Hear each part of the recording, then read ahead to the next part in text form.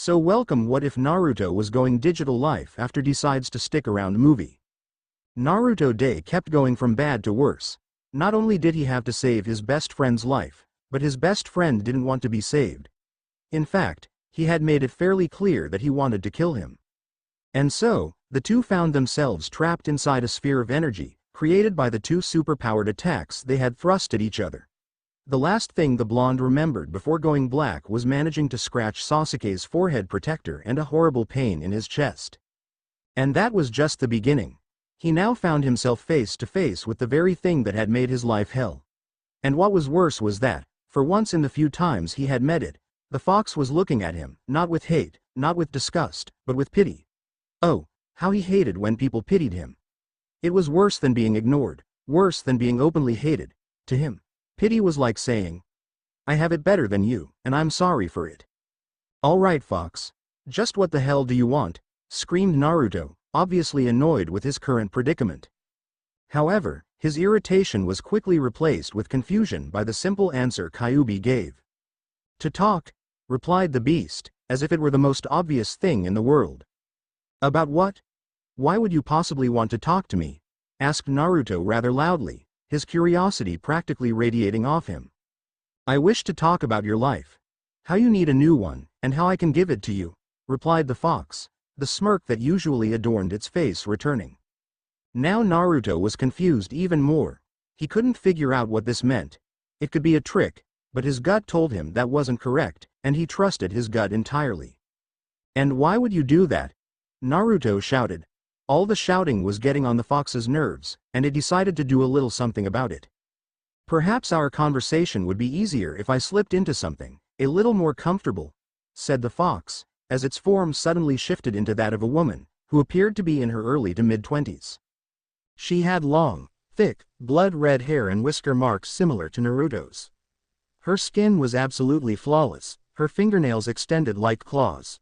When she smirked, Naruto could make out a mouthful of fangs. Her ears were those of a fox and slightly elongated, as in her fox form. 9 flowing tails swayed gently behind her, almost elegantly. But it was her eyes that caught his attention the most. They had red irises, and bore slitted pupils.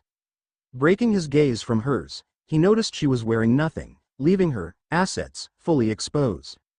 Realizing what he was staring at, she used her tails to cover herself. She was then surrounded by a red aura and she was suddenly wearing a rather elegant blood-red dress. "Naruto," she said, startling him out of his thoughts and knocking him onto the wet floor. She giggled slightly as his mind raced to process all that had happened. "But I thought," he sputtered out, not managing to find the words he was trying so desperately to locate. This only caused Kyuubi to laugh harder. "You thought I was male. Most people do, don't worry. The look on your face is a memory I will cherish forever by the way," she said, breaking into laughter once again at the blush the blonde was now sporting. "Anyway, down to business," she said, her face once again filled with remorse and more pity, and it was beginning to piss the young shinobi off. However, she chose to ignore it. "Now, first things first, shut up until you hear what I have to say." "Everything you think you know about me is irrelevant and a horrible lie," said Kyuubi, her voice turning serious. "I am not a demon, nor are the other tailed beasts. Not only are we each the boss summon of our own clans, but we, along with the toad boss, the slug boss, and the snake boss, are among the rulers of the summon world. The difference between them and the tailed beasts is that we have more power, me especially, considering I am the 9 tails. Long ago, the goddess of life, Kami, and the god of death, Shinigami, chose the tailed beasts to help control the happenings of the human world. However, because of our immense power, and our destructive means of controlling the human populace, we were labeled as demons and you know the rest." Naruto indeed did know what happened, and subconsciously put his hand over his stomach, over his seal. Unfortunately, humans are always labeling things that they don't themselves understand as evil. "I've been awake ever since your trip to the Wave Country, and by looking at your memories, I noticed that it was rare that a shinobi attacked you, though some did ignore you when you needed help. They, more so than the civilians, understand what a sealing entails and for the most part could tell the difference between you and I. The civilians, however, foolishly continue to believe that you and I are one in the same. Little do they realize, You can become so much more if you wish it, she continued as she got closer to the bars.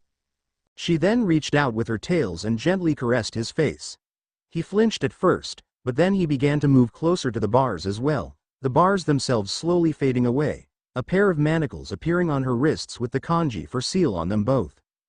Well, this is a welcome change, she thought as she pulled him in closer and brought him into her embrace. He once again momentarily flinched at the contact, sparking anger in Kyubi, who swore to Shinigami himself that before she enacted the final stage of her plan, she would destroy the leaf for all they'd done, except for those whom Naruto deemed worthy of being spared. Pulling away from the hug, Naruto became wary once again. He couldn't quite grasp the fact that the Kyubi of all beings was not only being nice to him, but was hugging him as well. It was too good to be true. Why are you telling me this? Even if you're not the evil, demented fox demon people say you are, why would you tell me, let alone say outright that you want to help improve my life? He asked, a myriad of emotions flashing across his face, ranging from confusion, to doubt, and in the end, fear. You want out? You want me to break the seal so you can escape? I refuse, said Naruto, turning his back on Kyubi. She noticed though, that the bars on her cage did not replace themselves. This gave her some hope and satisfaction, as this meant that even if he denied it, he believed her at some subconscious level. No, she said. Naruto, I have seen your life, your very memories. You have been beaten, actually tortured, and attempts have been made on your life so many times it is physically impossible to count them all. She once again pulled Naruto into a hug, this time wrapping her tails around the both of them. That's exactly why I attempted to destroy the village. It has become corrupted by its own power and prosperity. They themselves have become horrible monsters, more horrible than what they make us out to be.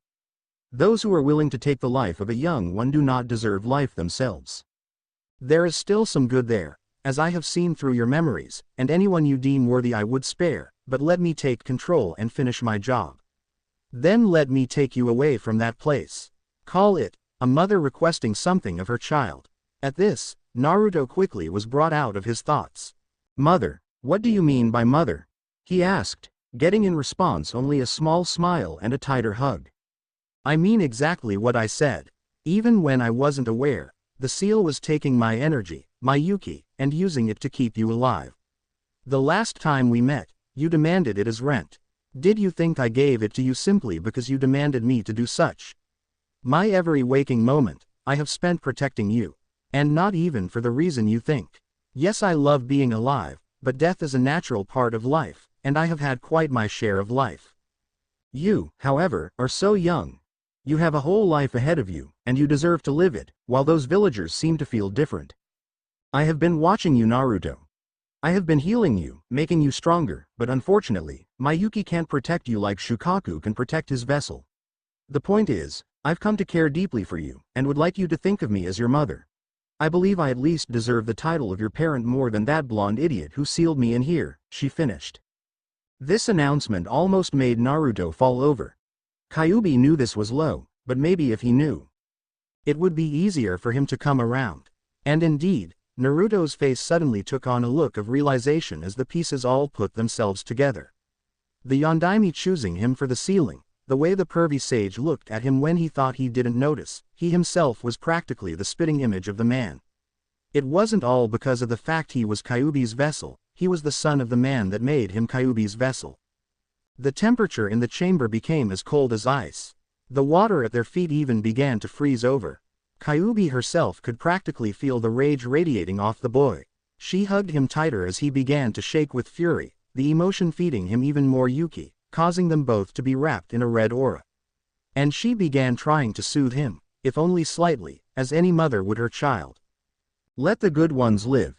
Kyubi was almost surprised when he spoke. His tone had become dark and icy as he turned around to face her and return her hug. Let the good ones live, he said again. As for the rest, he paused slightly to look her straight in the eyes, make them feel pain, make them suffer, make them burn, he finished, barely restraining the animosity in his voice. You can count on that, Naruto. Kyubi whispered into Naruto's ear. But there are a few things that need to be done first. Like what, mother?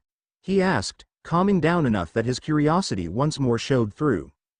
Kyubi was practically giddy when he actually called her his mother. Well, she said, first we have to make things official. I am going to transfer all of my power to you. I will gain most of it back. I am a being literally made of energy after all. During this process, you will take it one tail of power at a time, only gaining another once your body assimilates the last. It will be painful, but definitely worth it. The more power you gain, the more you turn into a full-blooded kitsune, and, after you take in all 9 tails, you take my title as Kyubi, and as leader and boss summon of the Kitsune clan.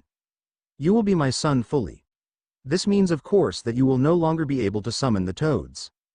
The process itself could take a couple days. After we leave the village, I will put your body in a secure place and put it into a hibernative state. We will train in here while your body adapts to your power. She finished with a satisfactory grin, which Naruto mimicked until he was struck by a few thoughts. But wait, he said, how do we train in here, and where are we going to go? Well, in here we can train your mind, she said. We can teach you anything you want to learn, we just can't make you physically stronger, but my power's effects on your body should cover that. In here, you also don't actually need to eat or sleep and time can go faster or slower depending on the user. By now, your fight with your so-called friend is already over, and you are both currently in the hospital, she finished, eliciting a groan from Naruto. However, if you want, time in here could go so fast that a minute in the waking world is as long as a week in here. However, the strain on your mind to keep that up for more than a few hours in the real world would be tremendous, so we can't go that fast for long, she said. As for where we are going to a place where no human can follow. There is a technique, one that would be a triple S class jutsu by the standards of just about any shinobi village. It can literally form a tunnel through the barriers of space and time, allowing interdimensional travel. Where we will end up, I cannot say, but it's bound to be better than here, she finished, sitting down and having Naruto do the same. Well then, we should get started, said Naruto, a little nervousness showing through. I agree, said Kyubi, her eyes softening as she leaned forward and kissed his forehead. All right then, Mom, start the process and take over, Naruto said, his worry beginning to really show.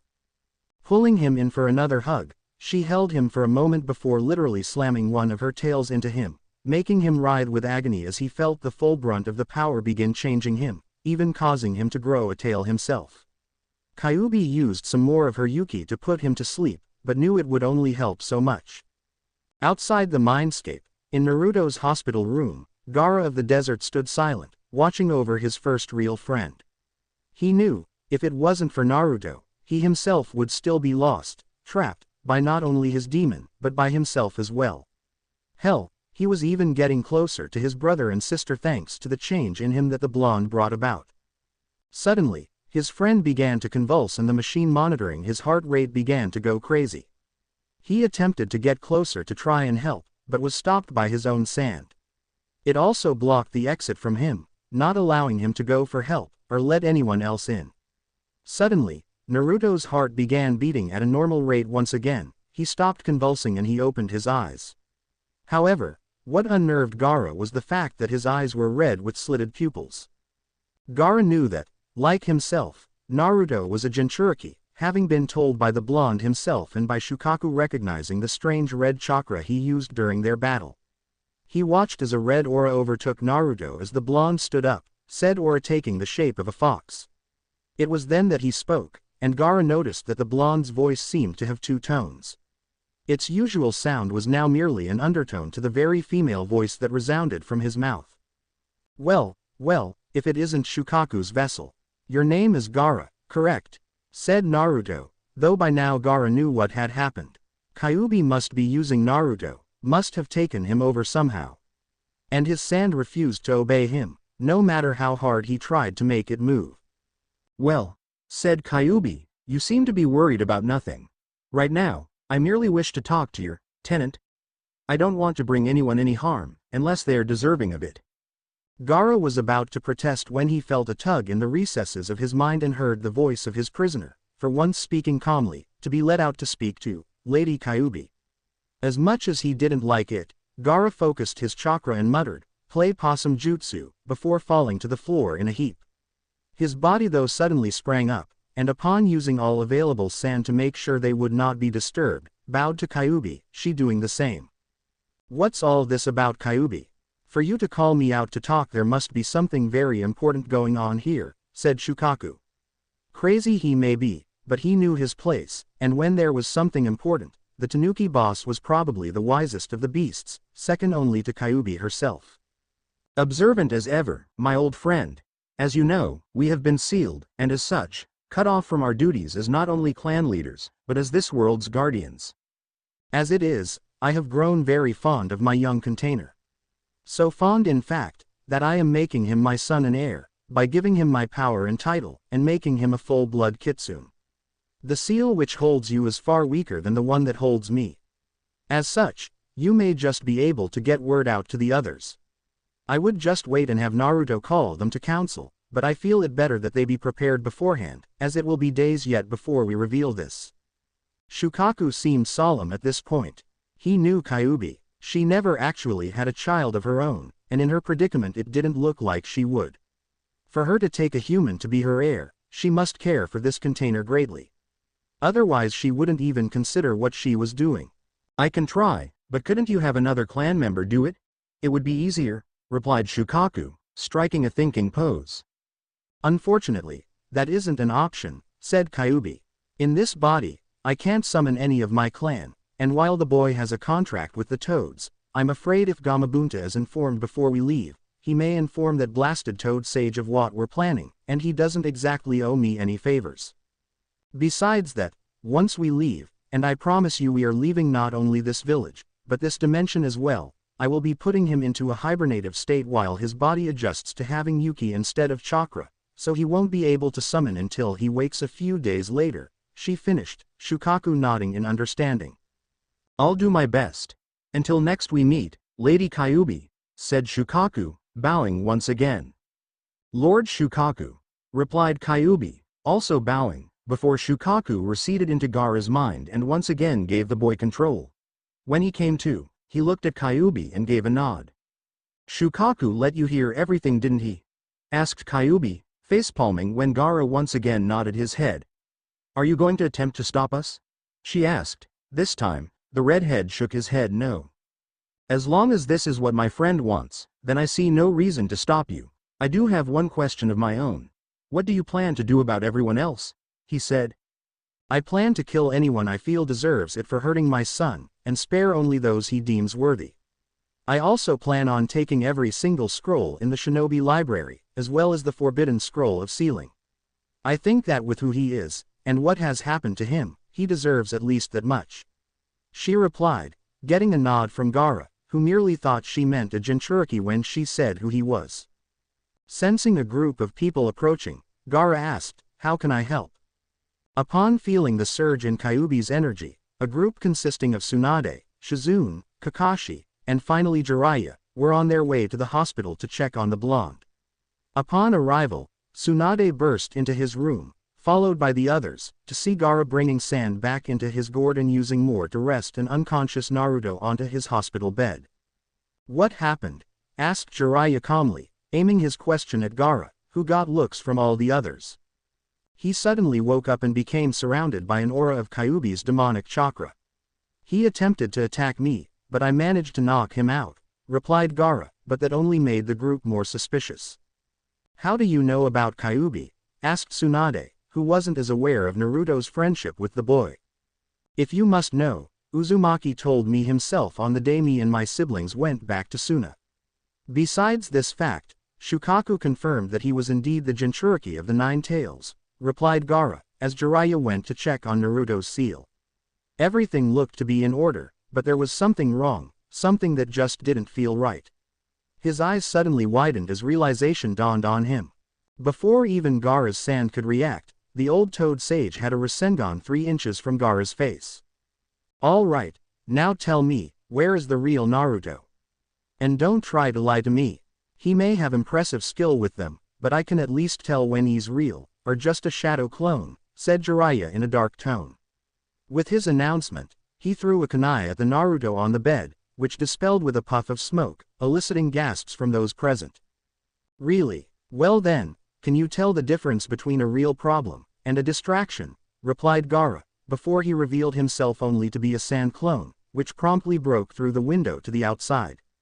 It was only then could they hear screaming from below, as they watched a giant ball of sand roll through the streets, sometimes grabbing what seemed to be random villagers and pulling them into the ball, crushing them. The shuriken and kunai, even the jutsu of any shinobi fighting the sand sphere, had no effect whatsoever. The group quickly took to the streets.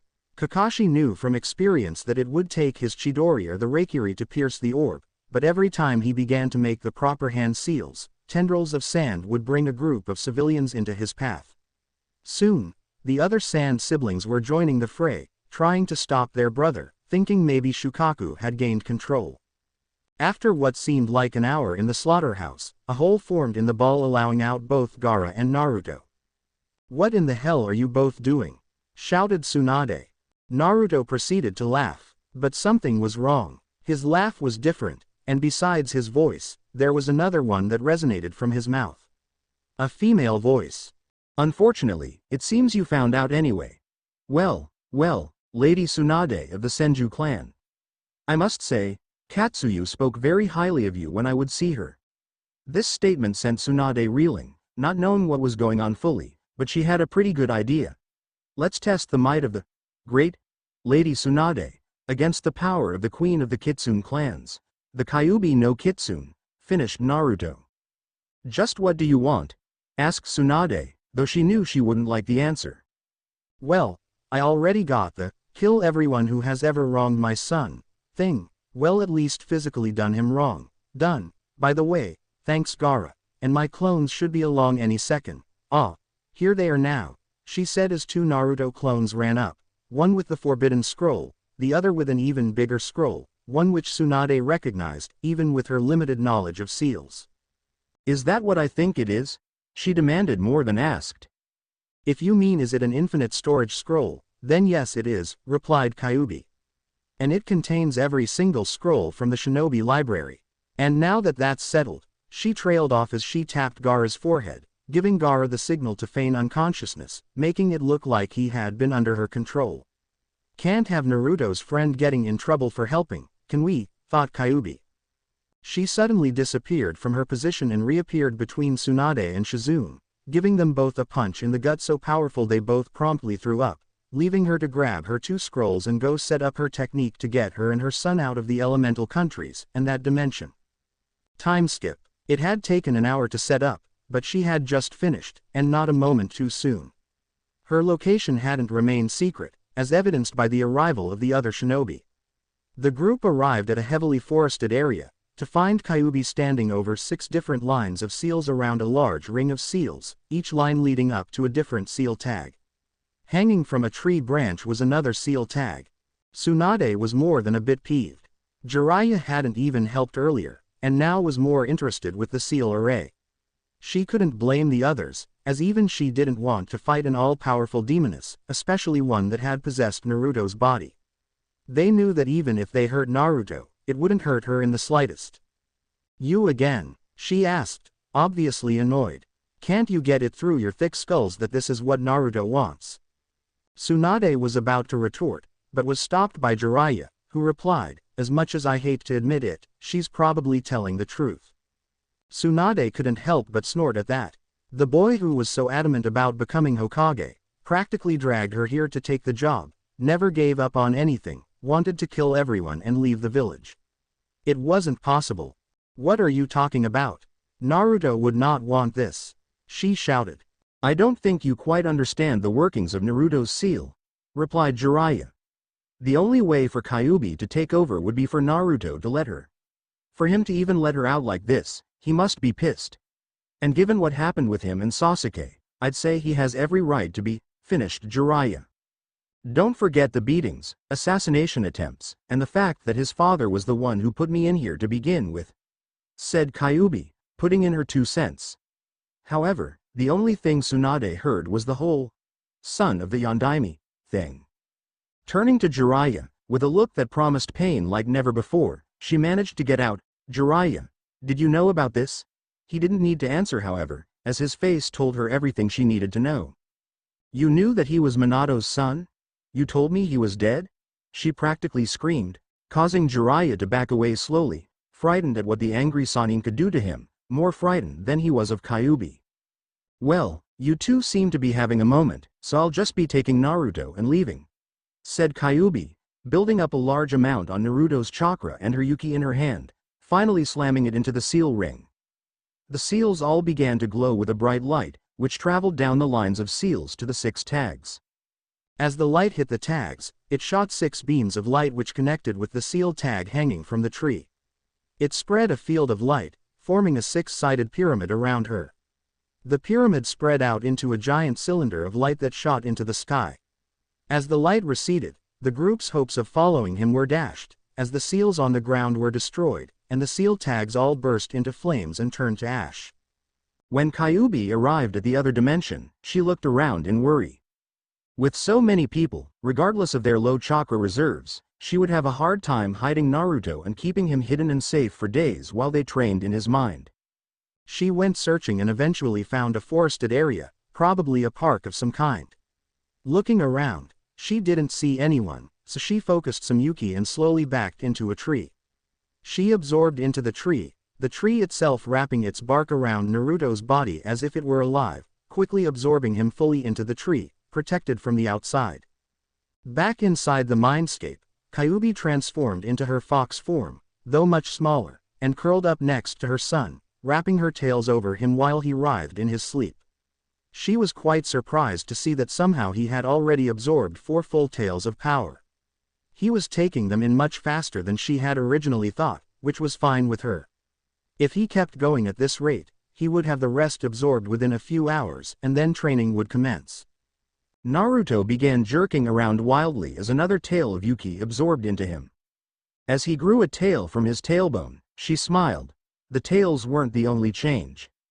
He was beginning to grow fur by the looks of it, and his body was taking on a more fox-like appearance. Soon, he would be a full kitsune, and then would come training in not only jutsu, but politics, trap-making, and most importantly, how to control his new Yuki. She almost shuddered at the thought. If he thought controlling chakra was tough, learning to control Yuki would be hell.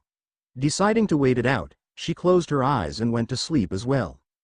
Naruto woke up some time later to find that everything about him was sore. He was sore in places he didn't know he had, but there was something else as well. Focusing, a mirror seemed to rise from the floor of the mindscape. He looked in it and instead of himself, he saw 2 nearly identical 9-tailed foxes. Looking at himself, he saw that aside from eye color and ear length, he could almost pass off as his mother. He really didn't know what to think about that considering he was male and she wasn't. Speaking of his mother, he noticed that she was sound asleep next to him. He stood up and attempted to wake her, but was wholly unsuccessful. So, he decided on a different approach.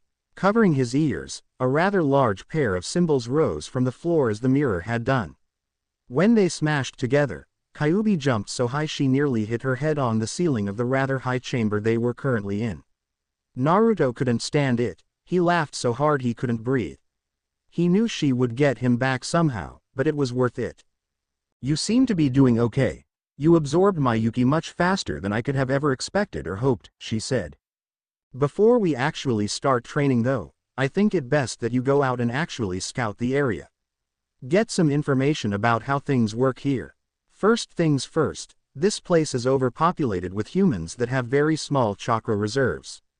They are obviously not used to seeing beings like you or I, so the first thing I will teach you is one of the kitsune's special abilities, shapeshifting. Just picture how you want to look, and try focusing some Yuki. Even the youngest kits can do this with little to no experience, so I expect you can," she finished. Naruto pictured his normal self, though he did decide to change a few things. Focusing as little Yuki as possible, Kyuubi watched her son change into a form that closely resembled his old one. The only difference was that his hair was longer and had red streaks running through it.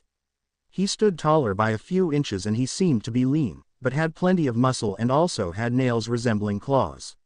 All in all, it would make any human woman practically begin to drool. Naruto then focused some more Yuki and changed his clothes. He now wore exactly what most shonen wore, but his vest was blood red like his fur, and his clothes underneath were pitch black. He also wore a black mask like Kakashi. Giving a nod to his mother, Naruto faded from the mindscape. Coming to, he found himself surrounded by darkness. Stepping forward, he realized that he stepped right out of a tree.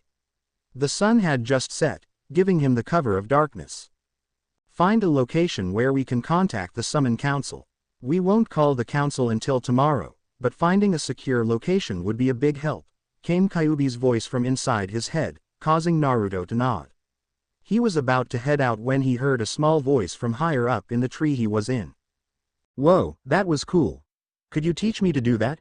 Asked the voice. Looking up, Naruto saw a small white thing standing in the tree. It had 3 fingers on its tiny stumps it had for arms, and its feet and ears were purple-tipped.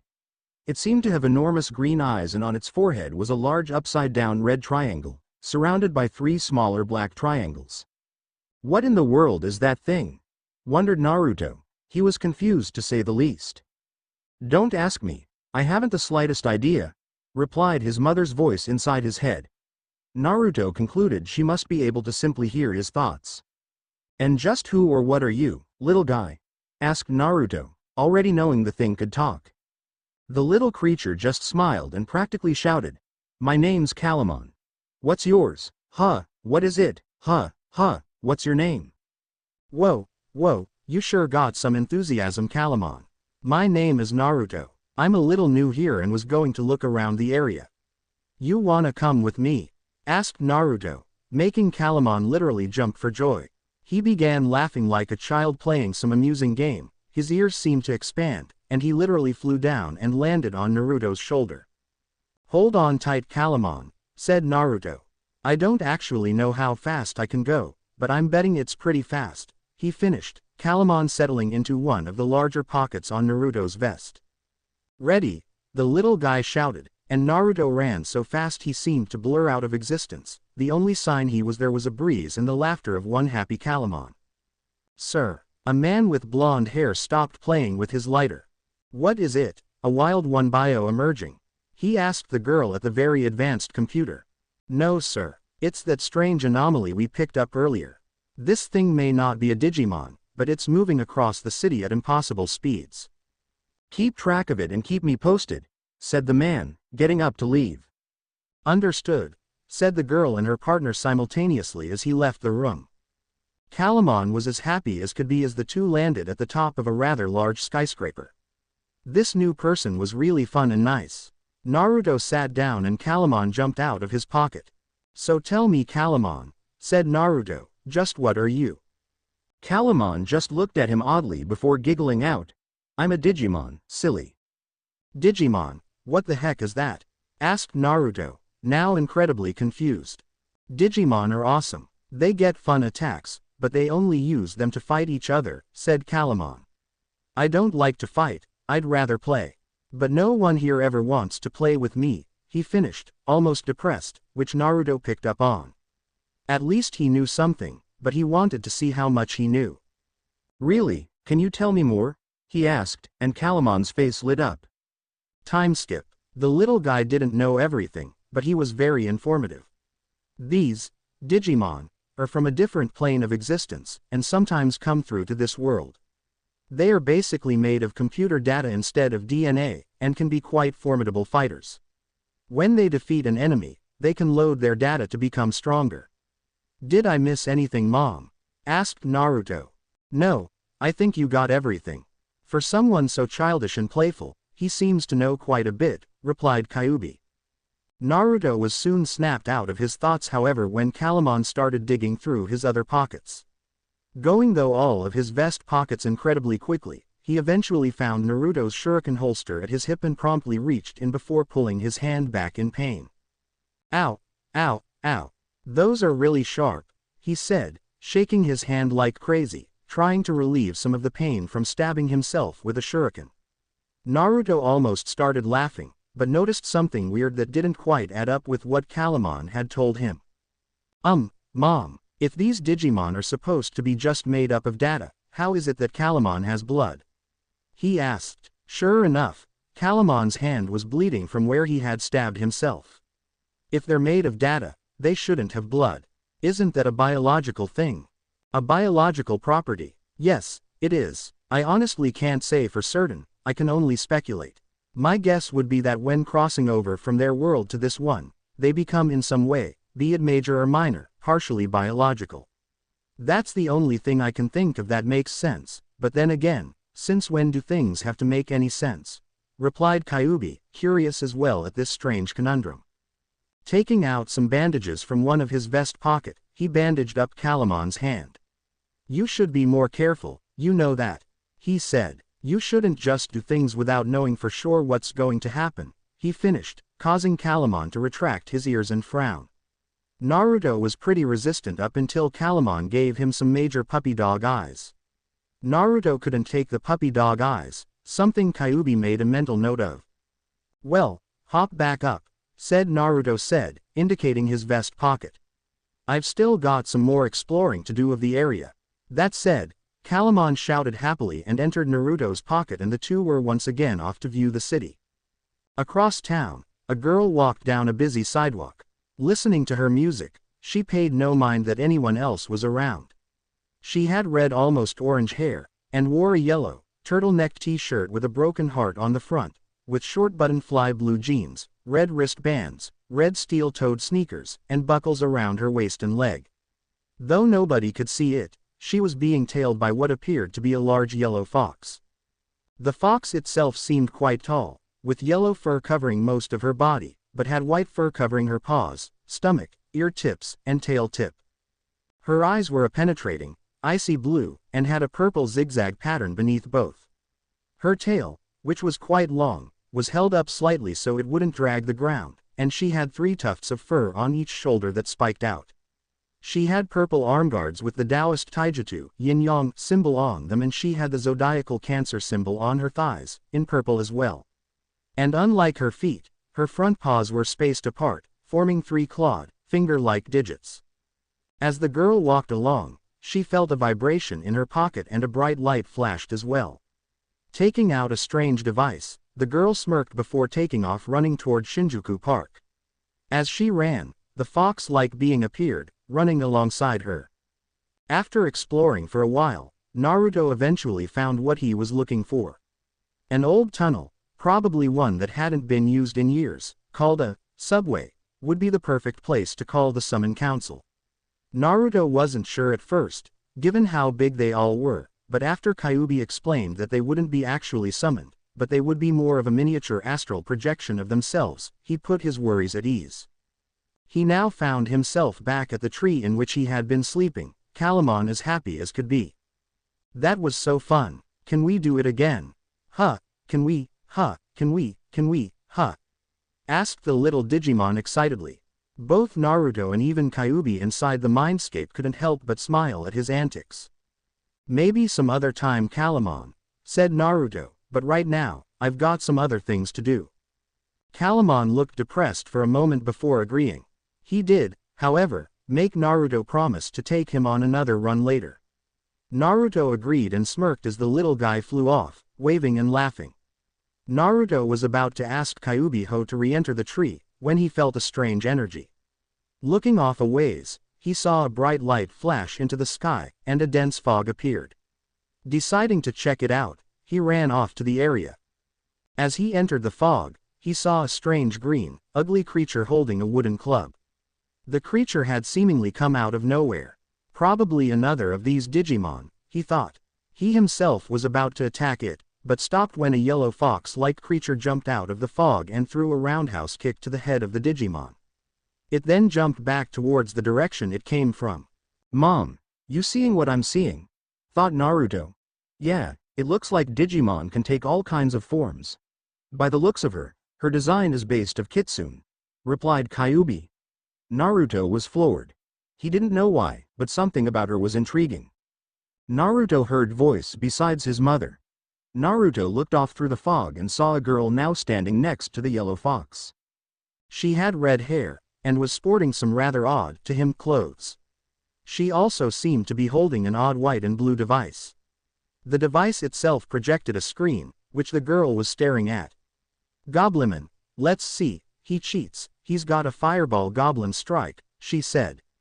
UHG, it's just a rookie, where's the sport in that? Walk all over him, Renneman, she finished, obviously talking to the fox. He's toast, replied the now named Renneman calmly, before jumping into the air at Goblimon. She lunged in and got a direct kick to his chest, which he seemed to brush off. It did serve to make him angry, however, and he took a backhanded swing at Renneman with his club. Renneman ducked under the swing and jumped, using her momentum to deliver a powerful uppercut to his face. As she jumped away, Naruto heard her say, "You missed," in a mocking, sing-song tone. After several minutes of dodging and striking when his guard was down, once even making him run directly into a fence, Renneman jumped into the air and said to the girl, "He's not losing strength, Rika."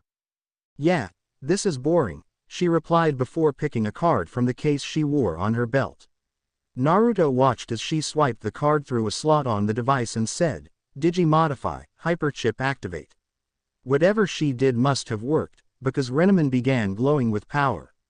However, Naruto felt another power. Looking off to the side, he saw Calamon watching the fight as well, the red triangle on his head glowing, though the little Digimon seemed oblivious. Suddenly, Goblimon was overtaken by a red light and, just as suddenly, in his place stood something else entirely. The girl, Rika, was in complete shock, wondering out loud how he had digivolved. Naruto guessed that Digimon could alter their forms slightly to become more powerful. As to how Goblimon had done it, he had a pretty good idea as he watched the light on Calamon's head die down. The thing that took Goblimon's place could only be described as some form of Oni. It had brownish-red skin, a long, white mess of hair, two very long horns, horrible-looking teeth, and carried a giant club which appeared to be made of a bone. He jumped into the air and attempted to crush Renneman with his club, which she once again dodged. "Renneman," said Rika, "I'm gonna be very vexed if you lose," she finished. "Don't worry, Rika, just watch," replied Renneman as she jumped into the air once again. Landing by some sort of metal structure, she waited for the Oni Digimon to swing its club at her. When he did, she quickly jumped high above his head, spun around and connected a roundhouse kick to its face. Knocking it back, she lunged forward and kneed him in the face, followed by a flurry of punches all across his body, the last knocking him onto his back. "That all you got, big boy?" taunted Renneman once again, angering the other Digimon. As he got up to attack again, Renneman crossed her arms in front of her chest, jumped into the air and shouted Diamond Storm. Hovering in the air for a moment, she whipped her arms out, causing hundreds of what looked to be shards of pure light to hover with her, before they became projectiles which slammed into the beast, causing him to explode into an odd mist. "That's more like it, Renneman," said Rika. "Not even a champion-level Digimon can stand in our way anymore. Now, download Fugamon's data," she finished, as Renneman seemed to absorb the odd mist into her body. "Next time you'll win, without my help," said Rika, smirking. As Renneman finished loading Fugamon's data, she and Rika heard applauding. As the digital field dissipated, the two could make out what looked like a boy, maybe 15 or 16 years old by the height. He wore all black, even a black face mask. The only thing that wasn't black was his blood-red vest covered in pockets full of who knows what. He had bright blonde hair, however, what was odd were the blood-red streaks running through it. He was giving off an aura that both tamer and partner noticed. It made Rika feel uneasy, but intrigued Renneman, but she couldn't figure out why it intrigued her. "Who are you?" asked Rika, in a tone that Naruto had only ever heard from Sasuke. It said, "Tell me what I want to know, because I'm better than you." Hearing it come from someone who had less of a chakra signature than a villager was almost comical to Naruto. "Ah, my dear girl, the true question isn't who, but what," he said, disappearing and reappearing right in front of the two, allowing them to see his clawed hands and slitted blue eyes. Rika quickly pulled out her D-power, but the device said definitively that this guy was not a Digimon. "How did you do that? No human can move that fast or teleport, and my D-power says that you are 100% not a Digimon," Rika practically shouted. "Well, maybe if we go somewhere private we can exchange some information. I answer some of your questions, you answer some of mine. Sound fair?" said Naruto with an eye smile that would make Kakashi proud. Getting a nod from Rika, Naruto suddenly turned and shouted, "By the way, because I know you're still here, try to find something fun that doesn't involve trouble, okay Calamon. The two were confused until something white seemed to fly out of the tree and away from them, all the while, giggling. It had been 3 days since Naruto had arrived in Shinjuku and met the pair of Rika and Renneman. Once Rika agreed on the info swap, they had gone back to the tree Naruto currently inhabited. After he got them there, he learned even more about Digimon, both from the young tamer and her partner. He also took notice of how Rika acted.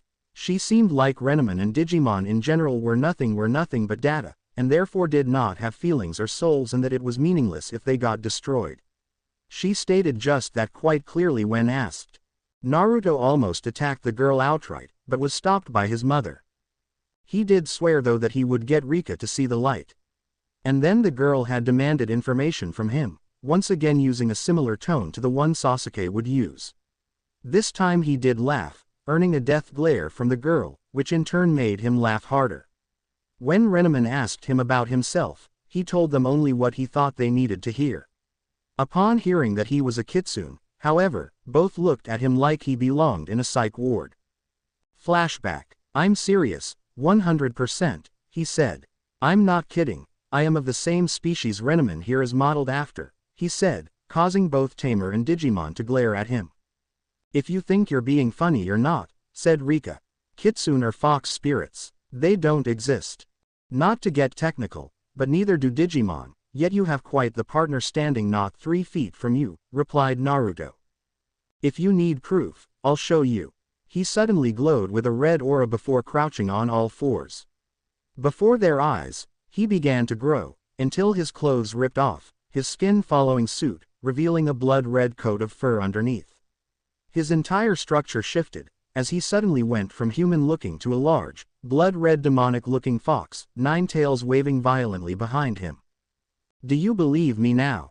He asked, his voice becoming deeper from his change in size. He now was the size of a large horse. All he got in response was a dumbfounded nod from Rika, and a surprised look from Renneman.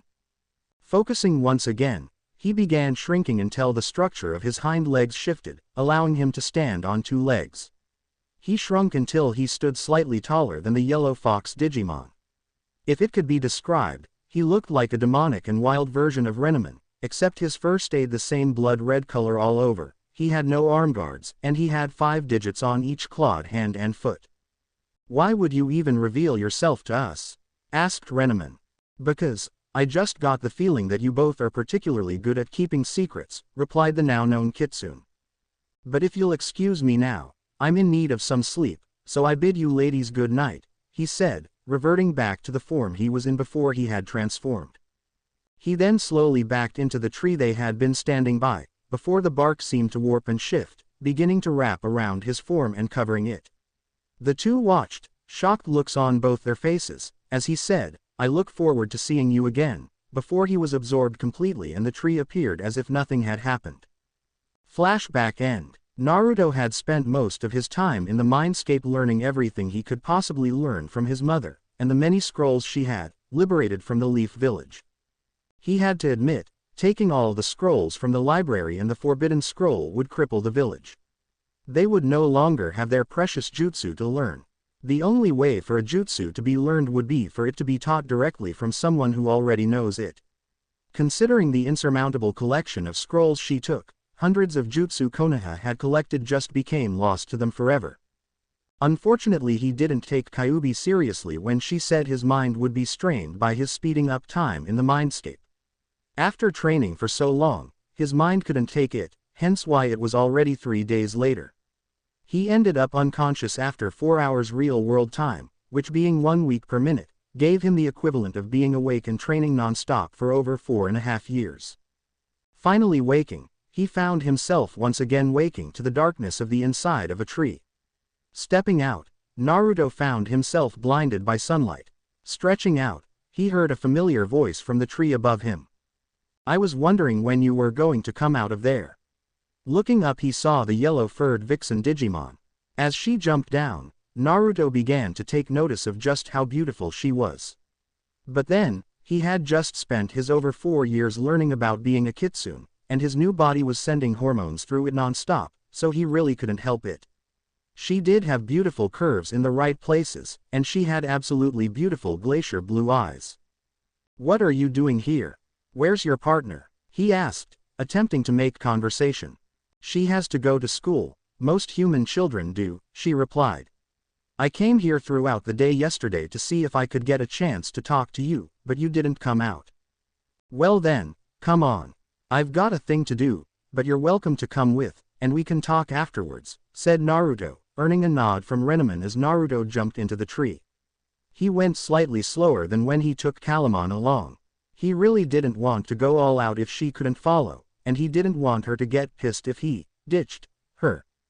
He and she quickly ran to the run-down subway tunnel, much to the curiosity of Renamon. Once he got there, he quickly cut his palm and drew 11 seals on the ground in a circle.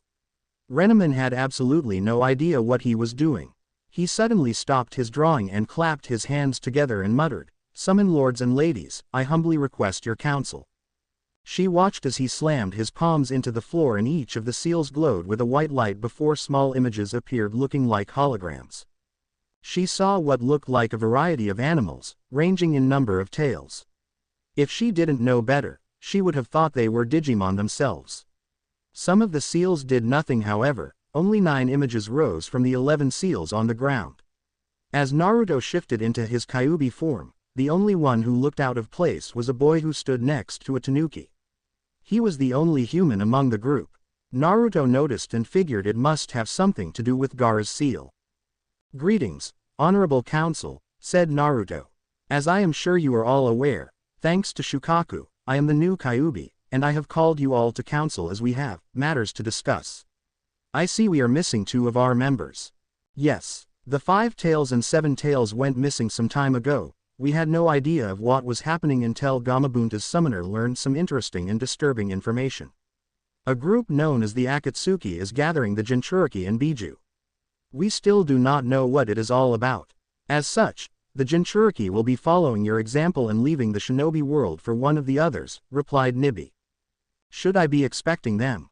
asked Naruto. "No," replied Sanbi. "While it is possible they may end up in the same world as you, it is unlikely.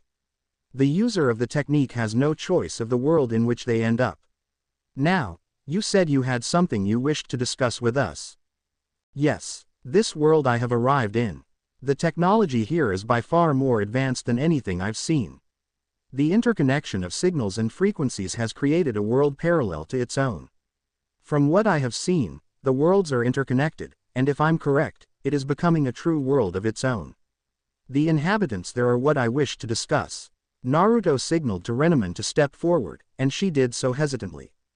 "This is Renamon. From what I have been able to gather, the inhabitants of this new plane, called the digital world, are referred to as Digimon. Renamon here is an example of their very diverse species. According to her, they range from kitsune like her, to dragons, to almost anything you can imagine. I wish to discuss what you think should be done. I believe," said Shukaku, striking a thinking pose, "that if a connection to this world be made, we must attempt to meet the Digimon. I believe that if they can come through to the world you reside in, they may be able to come to the shinobi world as allies against the Akatsuki. And any of them that resemble clan members could be asked if they wish to join the summon contracts and clans." "Understood," replied Naruto, before the images faded and Naruto shifted back to his human form.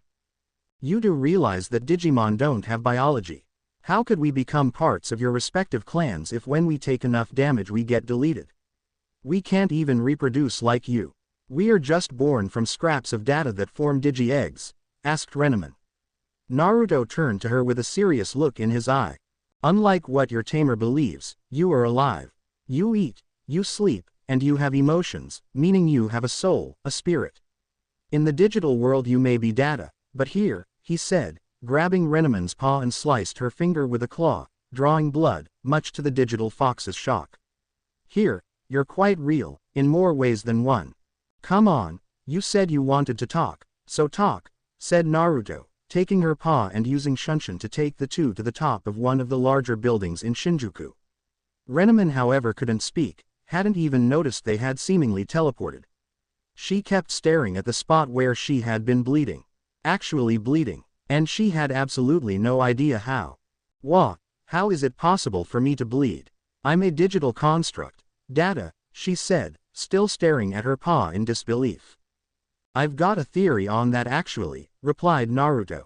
When you cross over from one world to the next, your data is somehow transcribed into DNA, turning everything about you biological. My guess is that besides a circulatory system, you also now have everything that an actual kitsune has. I haven't figured out how digital fields come into play with all of this, but I do know that you are still connected to the digital world through the device Rika carries. Now then, I've been doing some thinking. Renamon was now giving Naruto her full attention. Every living thing has chakra, or in the case of me and the Kitsune clan, as well as other tailed beasts, Yuki. It is a life force that is needed for all life to survive. Everyone has it, but few people here have gained access to it. You, being a Digimon, have it as well, though your stores are slightly greater. This energy is more than likely what allows Digimon to use their attacks. The point is, I want to teach you to use this power. It would help you a great deal. I also wish to teach your partner, but only once she realizes that you are not some toy that she can do what she pleases with. I want you to help me get it through that thick skull of hers that Digimon are living beings. Will you help me? Renamon was torn. She was loyal to Rika, but he was right. Maybe she did need to be taught a lesson, for her own good. And if she got treated better out of the deal, she was all for it. Okay, what did you have in mind? Asked Renamon, knowing she probably wouldn't like the answer. If this didn't work she was gonna get it big time from Rika. Well, it may be a pain, literally, but if you're injured, but not deleted, the blood itself may be enough to snap her out of her current mindset. Unfortunately, the injuries would have to be real, because if she thinks we faked it in any way, said Naruto, trailing off. I'm stopping you right there. There is absolutely no way I'm going to purposely let myself be injured in a fight, replied Renamon, and Naruto could tell she was miffed that he had even thought of the idea. Okay, direct approach is out. We'll just go with plan B then, said Naruto. Which is? Asked Renamon. We use illusions to make her rot from the guilt. I was never good with them before, but as a kitsune, they kind of come naturally, said Naruto. Wait a minute, that reminds me. You announced yourself as the new Kyuubi. What happened to the old one, and why weren't you good at them before if they come naturally to kitsune? Asked Renamon. The mystery behind this man had just gotten bigger. Maybe I'll tell you after we fix Rika. For now, let's head back to the park for your first lesson. We've got a bit before she gets done with school, so you're going to be climbing trees, Naruto replied, a smirk on his face at the confused look he was getting from the Digimon. Time skip. Okay, this is really beginning to piss me off, thought Renamon as she once again slipped off halfway up the tree. She quickly slashed a mark into the tree bark with her claw before backflipping and landing on the ground in a crouch. It had been the same routine for over an hour. After Naruto managed to get the very basics of chakra drilled into her head, he had her walking up the tree while channeling the same energy she normally used for her Diamond Storm attack into her feet. He at first had her run, but after seeing she could run up the tree with barely any effort, he had her walking. She eventually poured the same amount of energy it took to form her Diamond Storm into her feet and took a step up the tree before the bark exploded and she flew a good 50 feet away. After that, she became just a little too cautious and since then couldn't get up the tree without slipping off. She was getting better, however, managing to get halfway up before slipping. She soon found herself extremely tired and hungry. Luckily Naruto, or Sensei, as he had instructed her to call him while training, decided it was time to put his plans for Rika into action. Renamon wasn't really sure if she liked the evil grin on his face, but at that point she was too tired to do anything about it. She was about to lead him to Rika's home, but found that her legs gave out on her, much to her embarrassment. She soon found herself being carried bridal style by her new teacher, giving directions. She was extremely glad that her fur hid her blush. Renamon would never admit it, but it made her feel good being carried by him. As they arrived on the roof of Rika's home, they found her in a Zen garden type area, waiting for her Digimon partner, rather impatiently by the looks of it. Quickly making sure that they wouldn't be disturbed, Naruto channeled his Yuki and cast an illusion over Rika.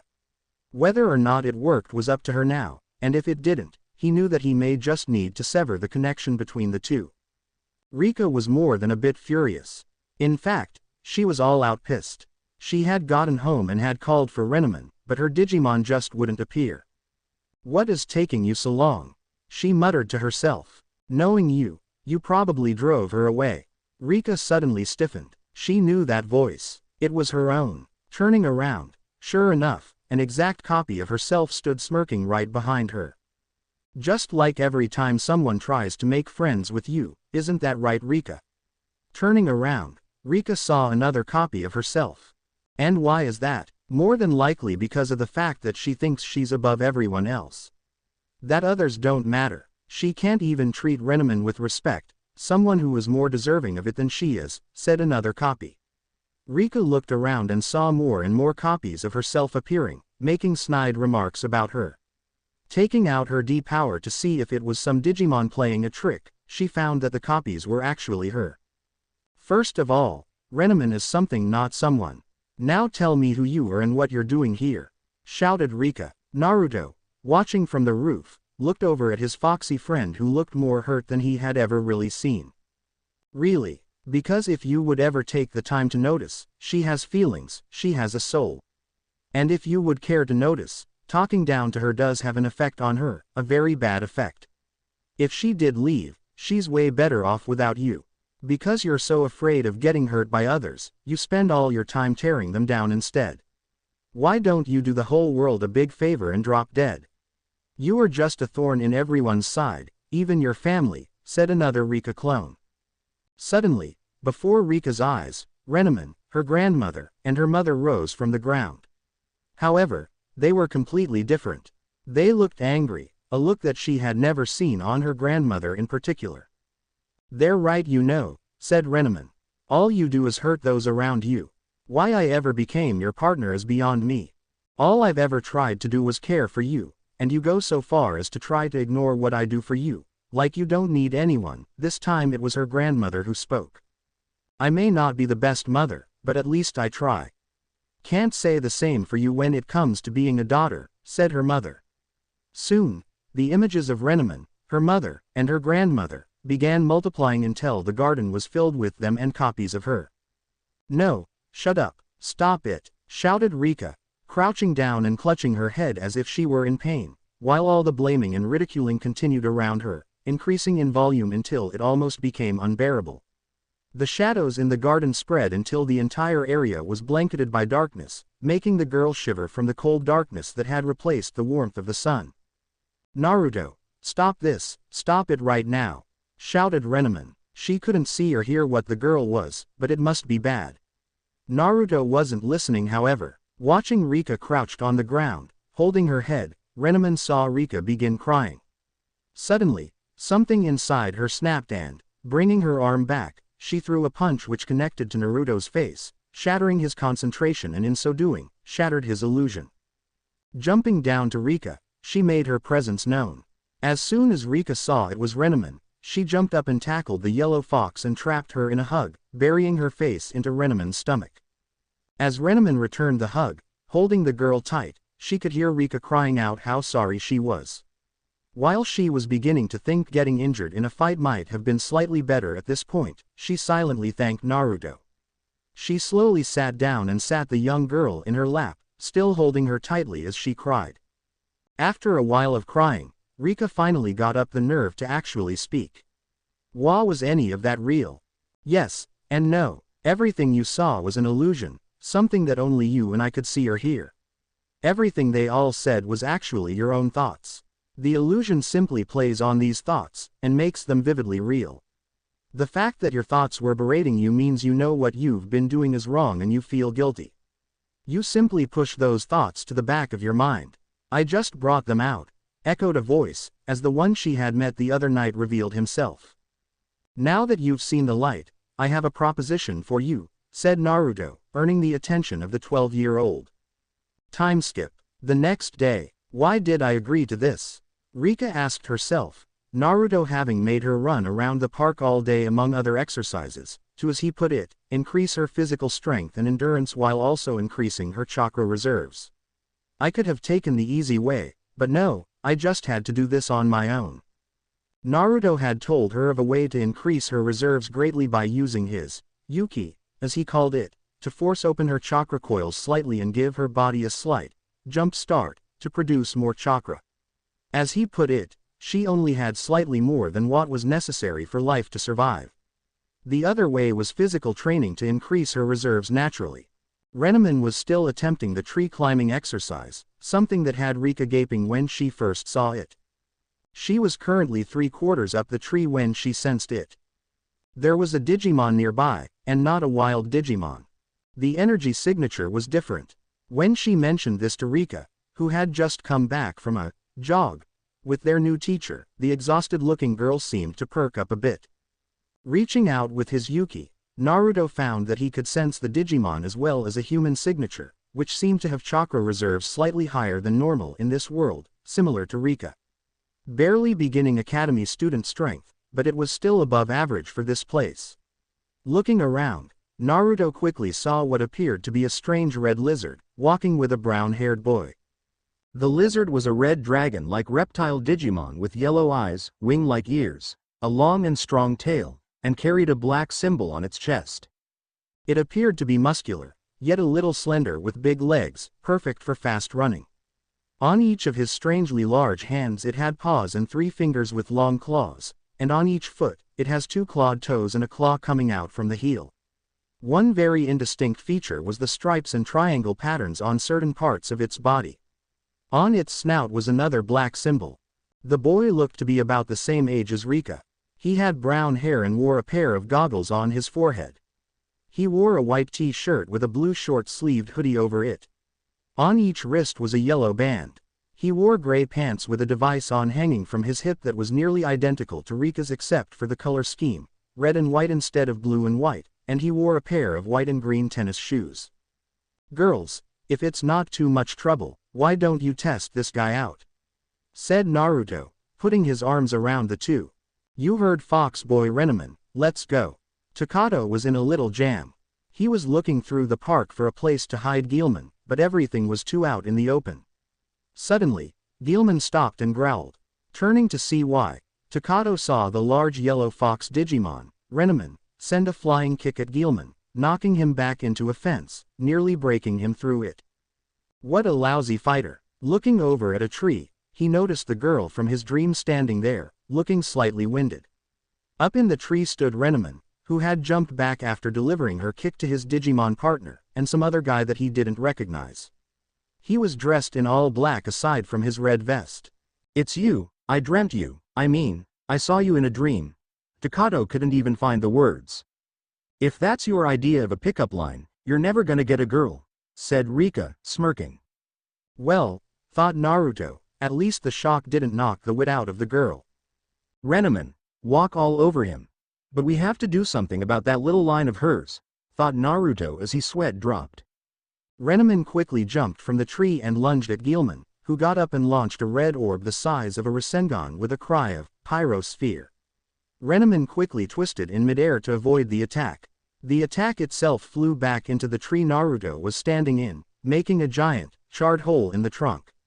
As she continued to fly, she landed a roundhouse to Guilman's face, sending the big lizard flying. "Guilman, stop it, snap out of it," shouted Takato. His partner, however, wasn't listening. He jumped at Renneman, clamping down on the Kitsune Digimon's arm. Rika was about to use a modify card, but was stopped by Naruto. After training for 4.5 years non-stop, he was fairly good at reading the moves of his opponent. He could tell just by looking at him that Guilman was no match for Renneman as he was. The red lizard was running on instinct alone, and that will only take you so far. Sure enough, Renneman landed a powerful hook to Guilman's head, causing him to let go. Jumping up in the air, Renneman flung her arms out and shouted, "Diamond Storm." The control training must have been working, because even with the same amount of energy she would normally use, the attack produced a great deal more light shards than normal. It still wasn't good enough however, as whatever Guilman's skin was made of seemed to be extremely tough, able to take the attack easily. "Pyrosphere," shouted Guilman, the attack launching straight at Renneman, only for her to seemingly disappear. Now would be a really good time to start listening to me, Guilman, said Takato. And apparently, it got through to his partner. I'm not listening to Katoman. Sorry, replied the Digimon, seemingly going from fight mode to having no idea where he was. As he ran back to his tamer, Renamon appeared and just missed in a flying kick that she sent at him. Stop it, all of you stop fighting. The group all looked to see another boy around their age with some sort of cross between a dog and rabbit on his shoulder. It had a small horn on its head, and had a cream and green color scheme. The boy had blue hair, an orange vest over a dark gray, almost black t-shirt, white wristbands, brown pants, and yellow and gray shoes. Clipped onto his belt loop was another device, this one was green and white. It's you, said Takato. He'd met them earlier at school, when he was running around trying to find Guilman. He never really got their names, but he already knew who Terriermon was. It's me, it's him, and aren't you happy to see us? Terriermon asked with a giggle in his voice as he ran down to where the action was happening. Terriermon, be careful, I don't want you getting involved in some stupid fight too, said Henry. Henry, Momentai, replied Terriermon.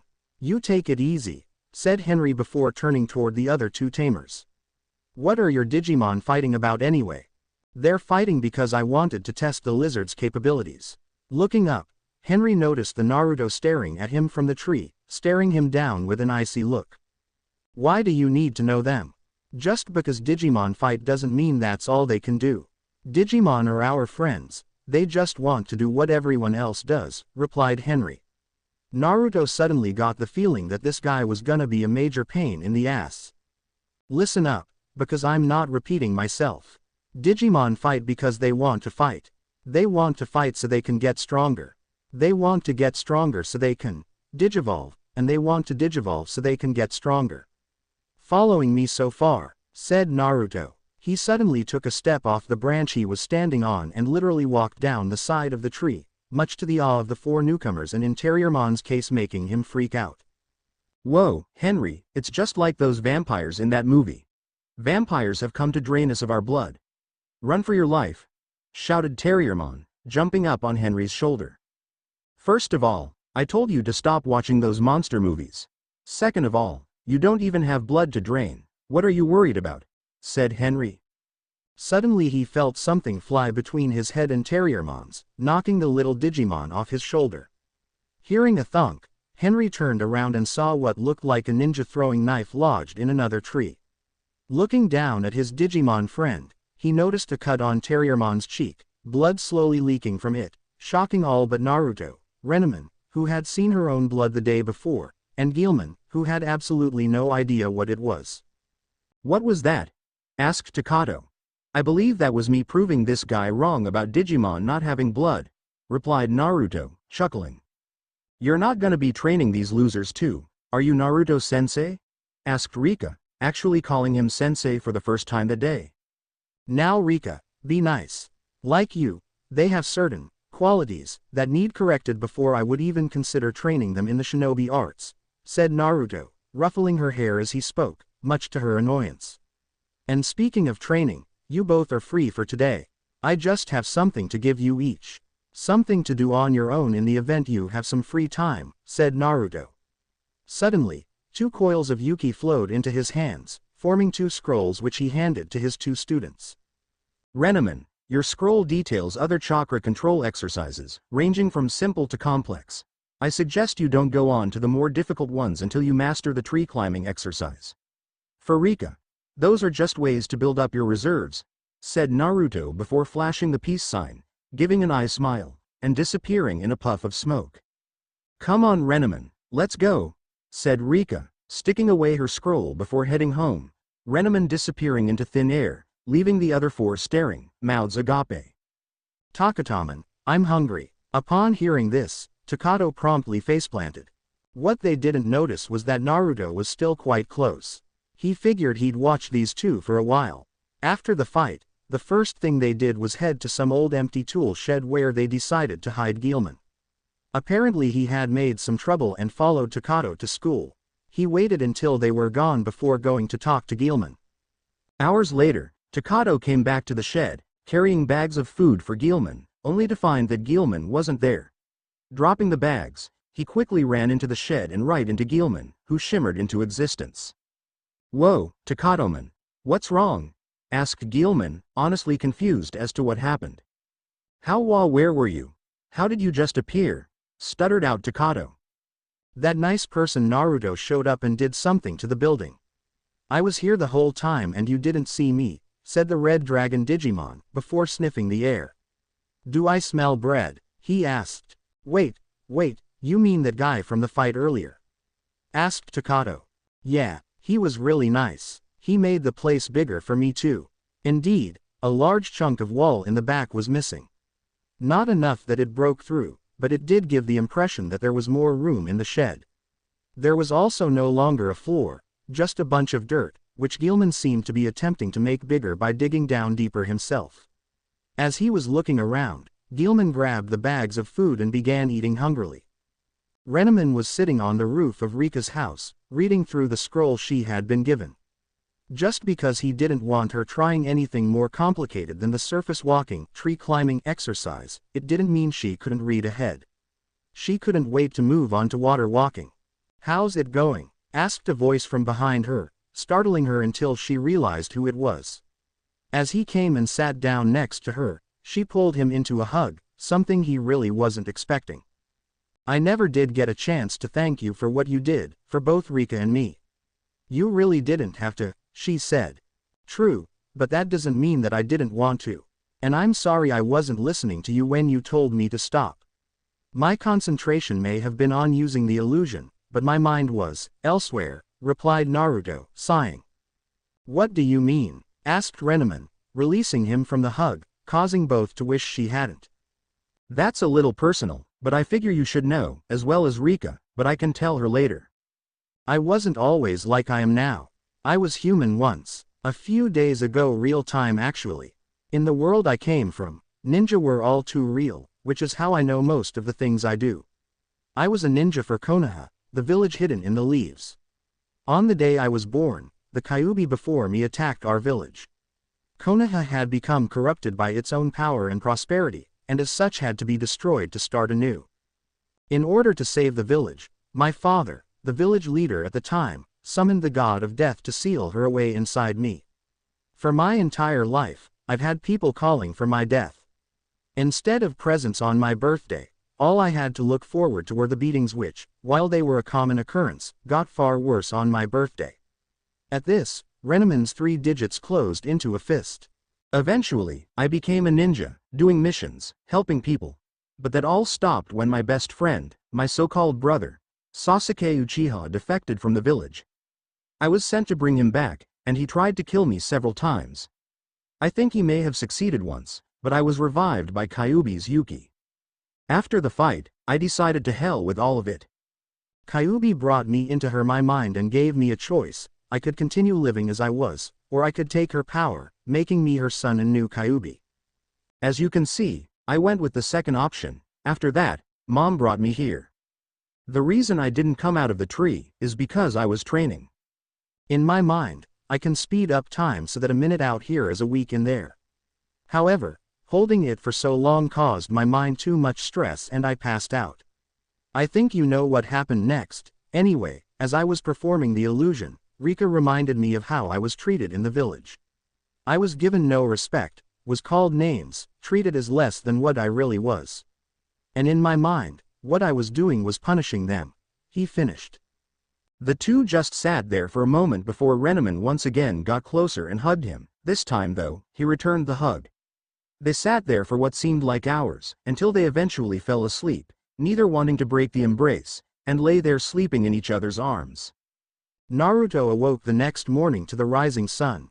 As he woke, he found that during the night, he had subconsciously shifted into his kitsune form, and was curled up with Renneman, who was still sleeping soundly, wrapped up in his tails as if they were some sort of blanket. Naruto would have jumped up at this, but his better judgment kept him still. He had to admit, Renneman was really beautiful, and she was even more so when she slept. Not to mention he didn't want to wake her because of the fact that he enjoyed having someone there when he awoke instead of being alone all the time. Sure, he had his mom now, but it wasn't the same. In her sleep, Renamon subconsciously snuggled into Naruto, mumbling his name at the same time, making him blush beneath his fur. He wrapped his tails up around her, one of his intertwining with hers. The action, however, was just enough to rouse Renamon awake from the most peaceful sleep she had in ages. As she awoke, she realized that Naruto was still there, but he had turned into his kitsune form. She was about to get up, but something in the back of her mind told her to just stay there for a while longer. There was something about him that just made her feel good. He was a pain in the ass during training, but with what he had told her the night before, she figured he had every right to be. They both wanted to stay that way longer, but after a while, Rika came out and called for Renamon, forcing the yellow fox Digimon to remove herself from the comfort of his body, before teleporting down to the girl. Shifting into his human form, Naruto quickly followed Rika as well, both he and Renamon keeping out of sight. Unfortunately, neither could seem to talk to the other about how they woke up that morning. Once they got to the park, however, things went back to normal as Naruto began his training session with Rika. Naruto was genuinely surprised at Rika. Only one day of training and her reserves nearly doubled. That doesn't say much considering how low they were, but to have them almost double was amazing. They were growing at an incredible rate, and if it continued, it would only be about 2 weeks before she was at Genin level chakra. Maybe the shock of the illusion throwing the truth in her face caused her to subconsciously access her chakra, and now her body is working in overdrive, said the voice of Kyuubi inside his head. It would explain her jump in chakra levels. Is that even possible? Thought Naruto. Can something like shock really cause chakra levels to spike? Well, you would always subconsciously channel my Yuki when you were in physical or emotional distress, so I think that it's probably a good bet. Remember the wave mission when the Uchiha took those needles for you, Kyuubi replied. Point taken. Well, now that that's settled, when are you gonna tell Renamon how you really feel about her? Asked Kyuubi. I have absolutely no idea what you're talking about, replied Naruto. Oh please, you practically spewed out your life story to her, minus the more graphic details. It's obvious how you feel about her, said Kyuubi. I thought if we are gonna be seeing each other they should know more about me, replied Naruto defensively. Then why didn't you wait to tell them both at the same time? Naruto had no answer for that question. I rest my case, said Kyuubi, smirking inside the mindscape. Things had settled into a rhythm for Naruto, Renamon and Rika.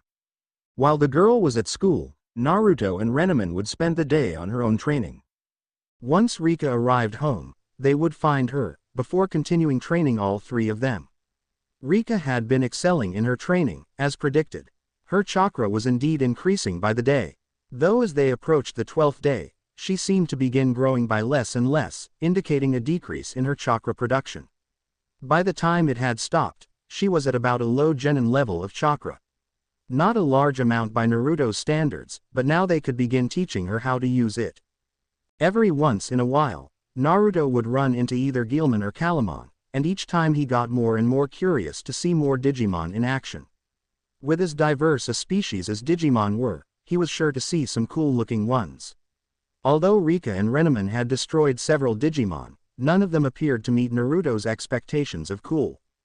Currently, Naruto was sitting, meditating on the roof of Rika's home. Sitting next to him was Renamon, who was doing the same. Naruto found after his mother taught him meditation, that it was a great way to control himself, and get in touch with his kitsune nature. It also served as a way to feel your chakra, or Yuki. He would wake every morning before sunrise and spend the first hours of the day in meditation. He liked the calmness of it. It was like he was completing a part of himself. His meditation was interrupted on this morning, however, by Rika, who was fully ready to train. In order to get the most training she could, Naruto had made a clone transform into her to take her place at school. However, each had a condition. Naruto's was that Rika only used the clone every other school day. She still had studies, and Naruto was not about to teach her math skills. Rika's condition was that the clone had to act exactly like her while out of the house. Luckily, if there was one thing that Naruto, and subsequently his clones, were good at, it was acting the part. For her part, Rika also used a clone when her mother wanted to do something like shopping. Getting out of his cross-legged position, he, along with Renamon, began to follow Rika to their training grounds in the park. Naruto quickly hid his tails and animal features, opting to walk with the young girl, rather than hide himself from the world. In the shadows, he saw Renamon sigh before she too continued on her way. She enjoyed his company, he knew, but something else was there as well. A longing to be able to walk with them, among the crowded streets of Shinjuku. Naruto felt bad for her, but with his mother's help, he would soon remedy her problem. Kyuubi had only found it typical of her son to try and help. It was in his nature and in his blood if you took into account he was the son of the fourth Hokage. Naruto spent the majority of the morning teaching Rika the tree-climbing exercise. As she got to work on that, Naruto found Renamon pulling herself out of the pond, shaking herself dry like any other animal would. "I take it that the water walking is going well?" asked Naruto sarcastically, earning a glare from the vixen. "You make it look too easy," said Renamon, a twinge of anger in her voice.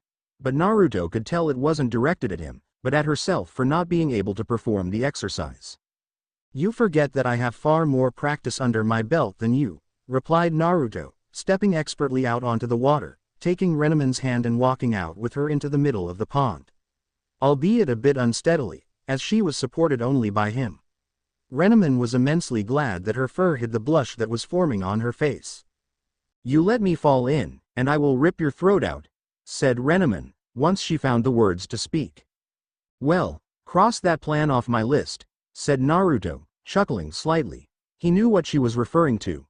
This was the third time he had taken her out on the pond like this, and each time he would let her go, causing her to fall in with a splash.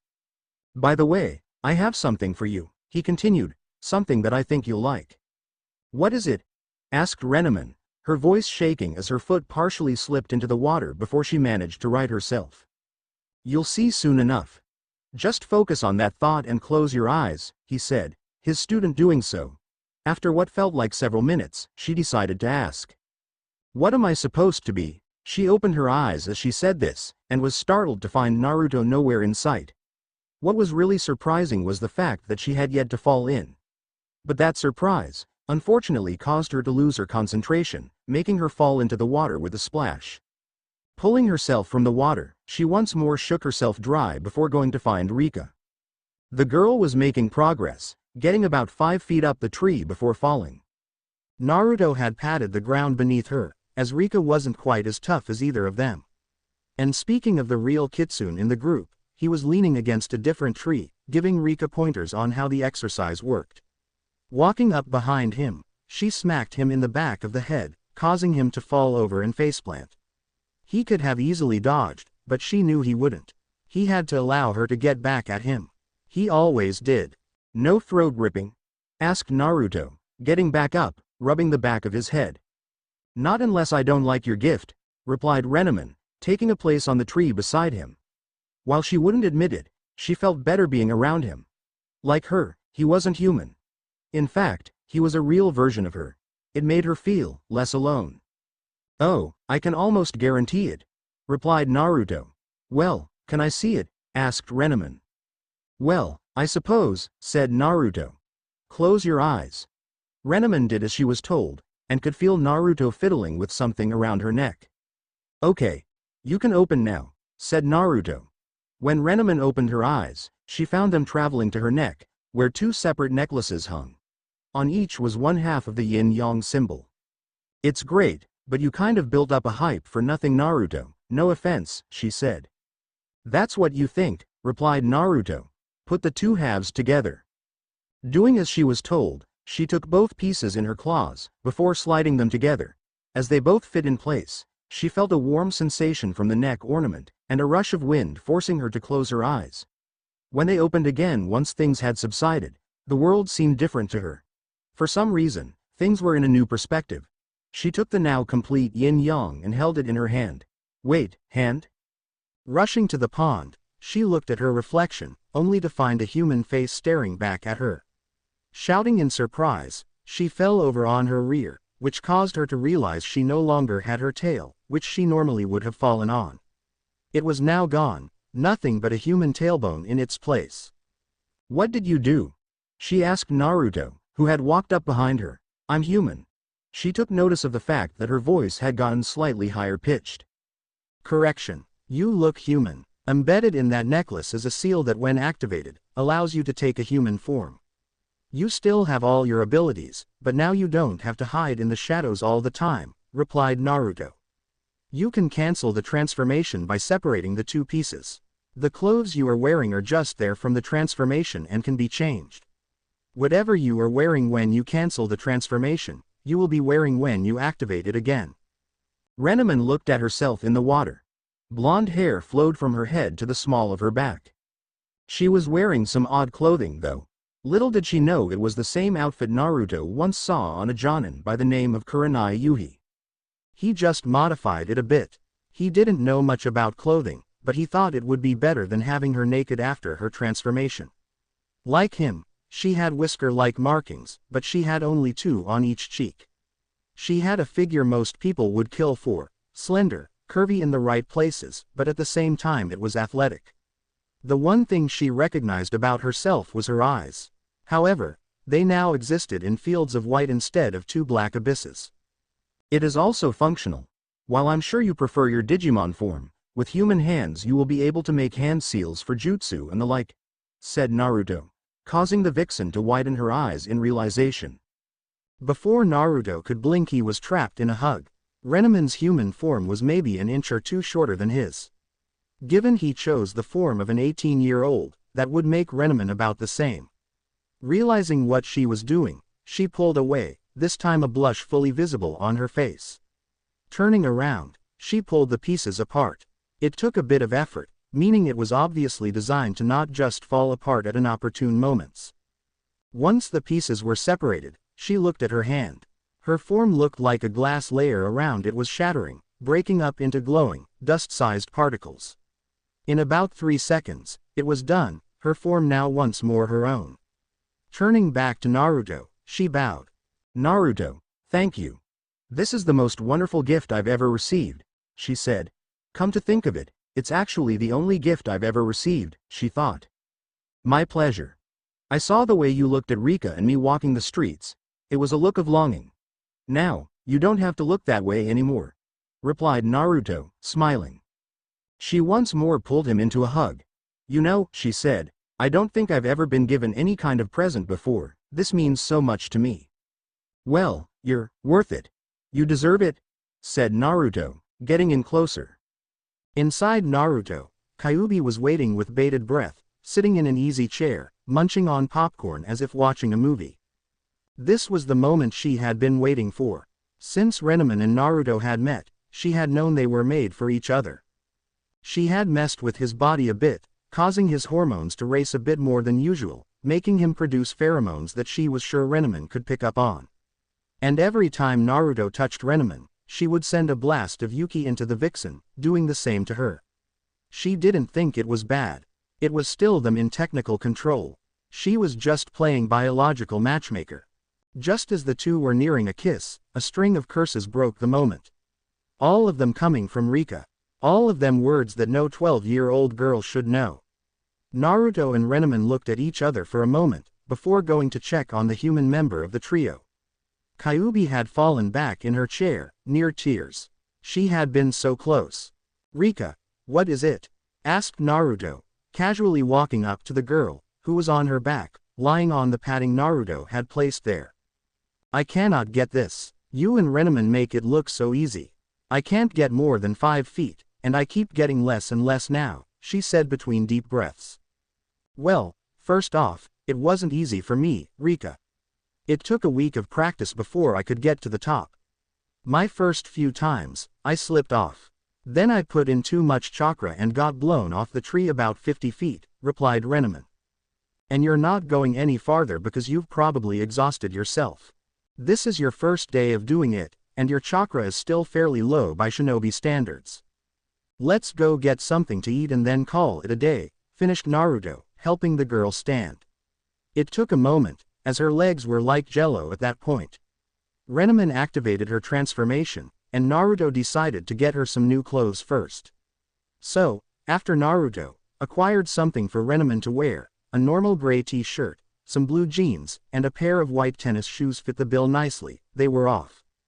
Finding a nice food place, they ordered and found a table.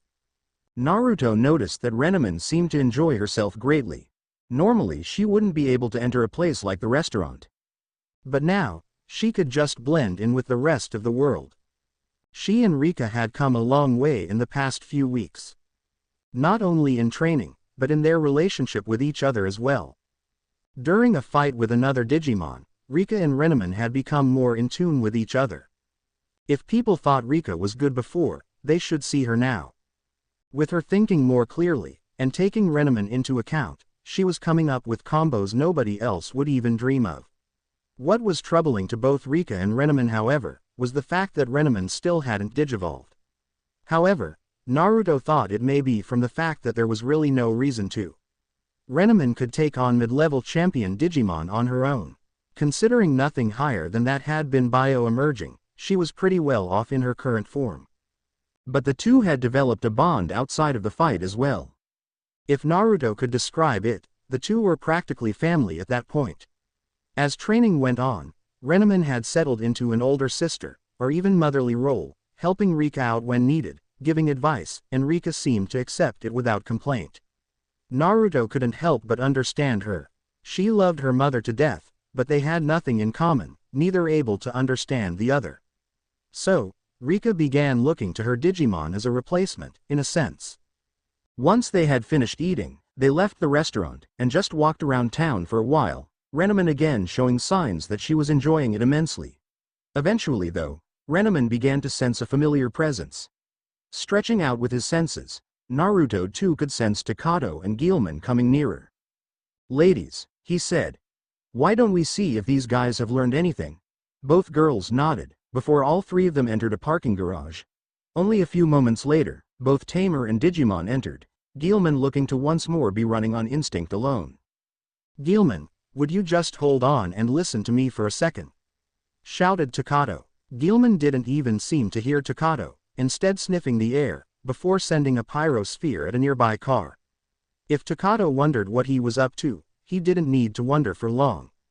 Jumping out from behind the car was Naruto, along with Rika, who jumped a fair bit higher than he thought possible for a human, along with another girl who appeared to be Naruto's age. "Well, Renamon, it doesn't look like the big lizard is fooled by your transformation," said Naruto. "I do believe you're right," replied the girl, separating her necklace. Before Naruto's eyes, she changed into Renamon, causing Guilmon to growl even louder. "Whoa, I didn't know you could become human," said Takato in shock. Well, at least Goggle Head over there was fooled.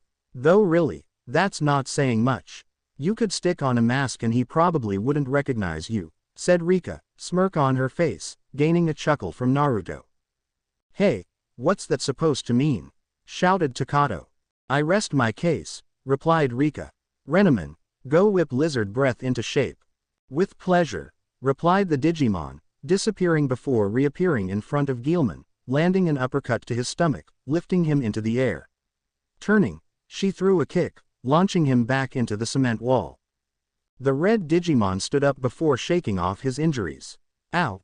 What happened, Takatamon?" Apparently, the hit had knocked some sense back into him. "Look, we don't want to fight you guys," said Takato. "Well, that's a pity. If you're not going to fight, we may as well just delete Guilmon and be done with it," said Naruto. "What? But, you were so nice to him before. Why would you say something like that?" said Takato, running over to his partner. "Because, this is the real world. Not some fantasy where everyone gets along, everyone has grand adventures, before living happily ever after. You have a partner for a reason, and if you are going to deny that reason, you may as well not have a partner at all," replied Naruto darkly. "You have to learn that these things are not games. You have to be prepared at all times, or Guilmon might be deleted, and you killed. The same thing goes for you pacifist boy," said Naruto, causing Henry to step out from behind a car, Terriermon atop his head. "Digimon are living things. They should be able to do whatever they want, just like we do," he said, getting a sigh from Naruto. "Well then, let Terriermon decide what he wants to do. Terriermon, if you had the chance to either fight to get stronger, or sit back and let a wild Digimon either destroy everything, or even let someone else handle things, what would you do?" asked Naruto. Before Henry could say a thing in retort, Terriermon spoke up. Hey, if I get the chance, I'm gonna fight. You can't keep me down, shouted the little Digimon in an excited, almost gleeful tone.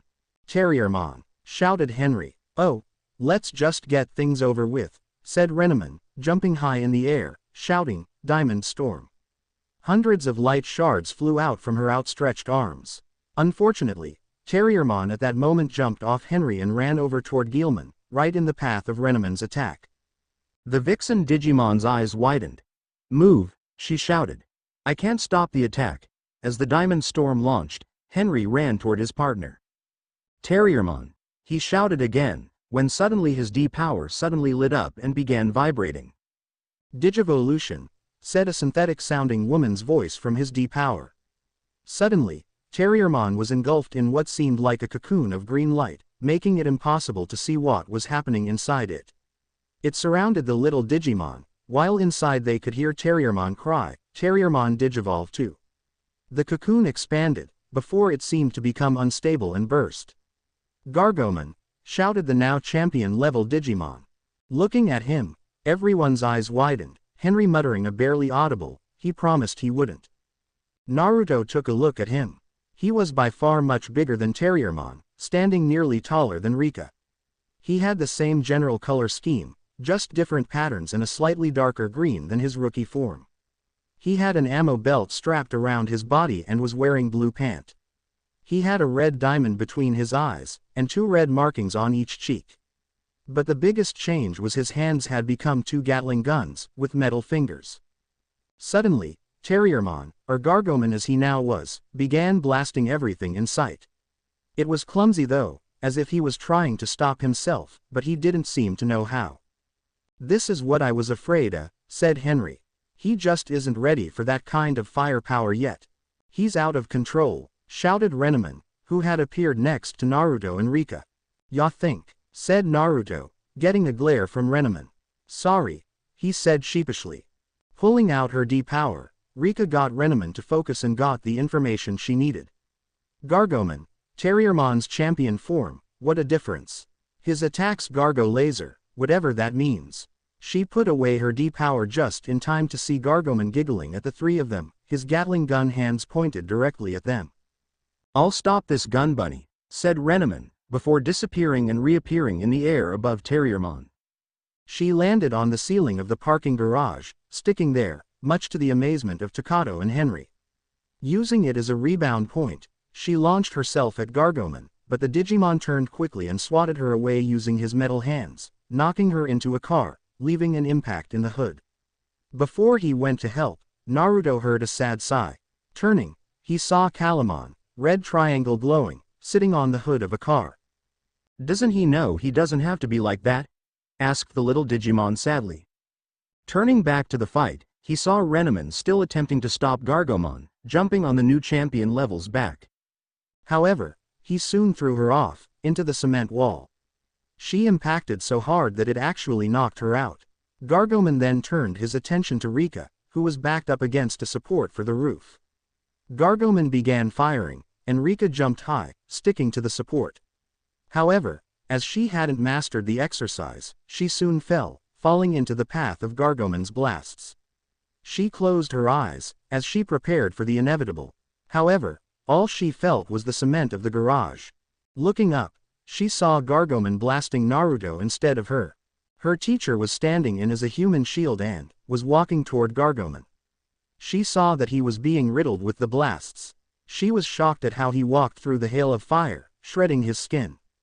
The others in the room, including the reawakened Renamon, were horrified, as his face was nearly ripped off. He finally got close enough where he reared back his arm, and launched a powerful punch to the gun bunny, causing him to double over in pain, and simultaneously stopping his assault. The group then got their next surprise, as every shred of skin seemed to put itself back in place, healing seamlessly, before his entire front, which was nearly destroyed, was healed, clothes and all.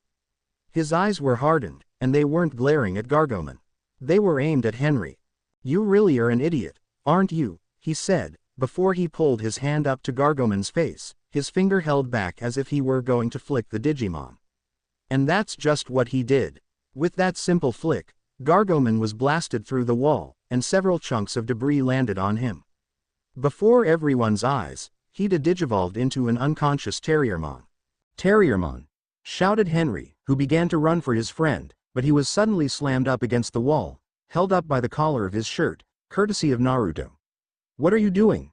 He asked, before he was shaken, hitting the back of his head against the wall. You realize what happened, don't you? Said Naruto, anger evident in his voice. Yeah. Terriermon digivolved when he wasn't ready yet, and he lost control, replied Henry. Ding ding ding, we have a winner, said Naruto. And do you know why he wasn't ready to digivolve?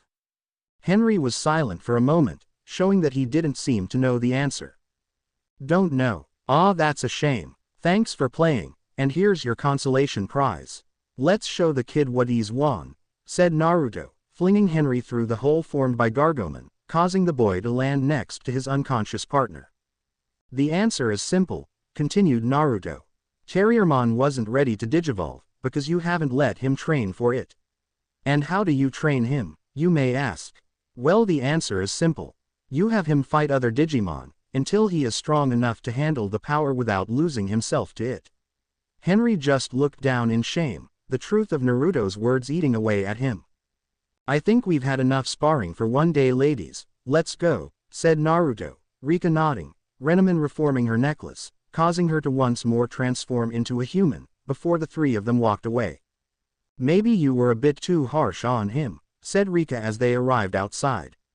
You're telling me that I'm too harsh? Asked Naruto, causing Rika to look embarrassed. Point taken, she said, getting a laugh from Naruto and Renamon. As they walked the streets, however, they ended up running into the worst possible person, Rika's mother. Rika, she called out, trying to get Rika's attention, although the girl was attempting to ignore her. It didn't work, and her mother came over, getting many gasps and stares from passerby. More than likely from the fact she was a famous model, whose posters just happened to line the walls of the building they were passing by. Rika, who are your friends? She asked, slight concern in her voice that her daughter was hanging around older kids. Mom, they're, Rika said, not having come up with an excuse beforehand for this kind of situation. We're her martial arts instructors, said Naruto, filling in the rather large gap Rika had left in her non-existent story. Oh, Rika, why do you want to learn martial arts? I never could understand your obsession with those cards, let alone your taste in clothing. Oh well, I guess this is one of those things where I have no say in the matter, isn't it? She asked, sighing. You're right, Mom, you don't, so please just drop the subject, pleaded Rika. Well, all right. Just make sure you're home before dark. Your grandmother and I are worried sick what with you staying out long into the night, even missing dinner the other night, she said. Yeah, fine, whatever, Mom, said Rika. Gotta go. She quickly took Renamon and Naruto by the hand and began to drag them down the street. It was nice to meet you both, shouted Rika's mother. Nice to meet you too, called back Naruto and Renamon at the same time, before they were pulled around a corner by Rika. Ladies and gentlemen, my mother, sighed Rika. Oh, she's not that bad, said Naruto, ruffling the young girl's hair, much to her annoyance. Yeah, but you don't have to put up with her, replied Rika. Oh come on now, sure she's an annoyance, but you still love her, said Naruto. Of course I love her. I love her to death. I just can't stand her, said Rika, getting a laugh from Naruto. By the way, I never told you, but it looks like your training is paying off. You managed to stick to the surface for at least a second or two before losing it. You're making progress, he said, which caused Rika to perk up a bit. That reminds me, she said. Do you think all Digimon get like that when they digivolve? All of them? No, replied Naruto. As I told the pacifist kid, Terriermon wasn't ready because he failed to work with him to prepare him for it. As such, when Terriermon digivolved, he became overwhelmed by the power.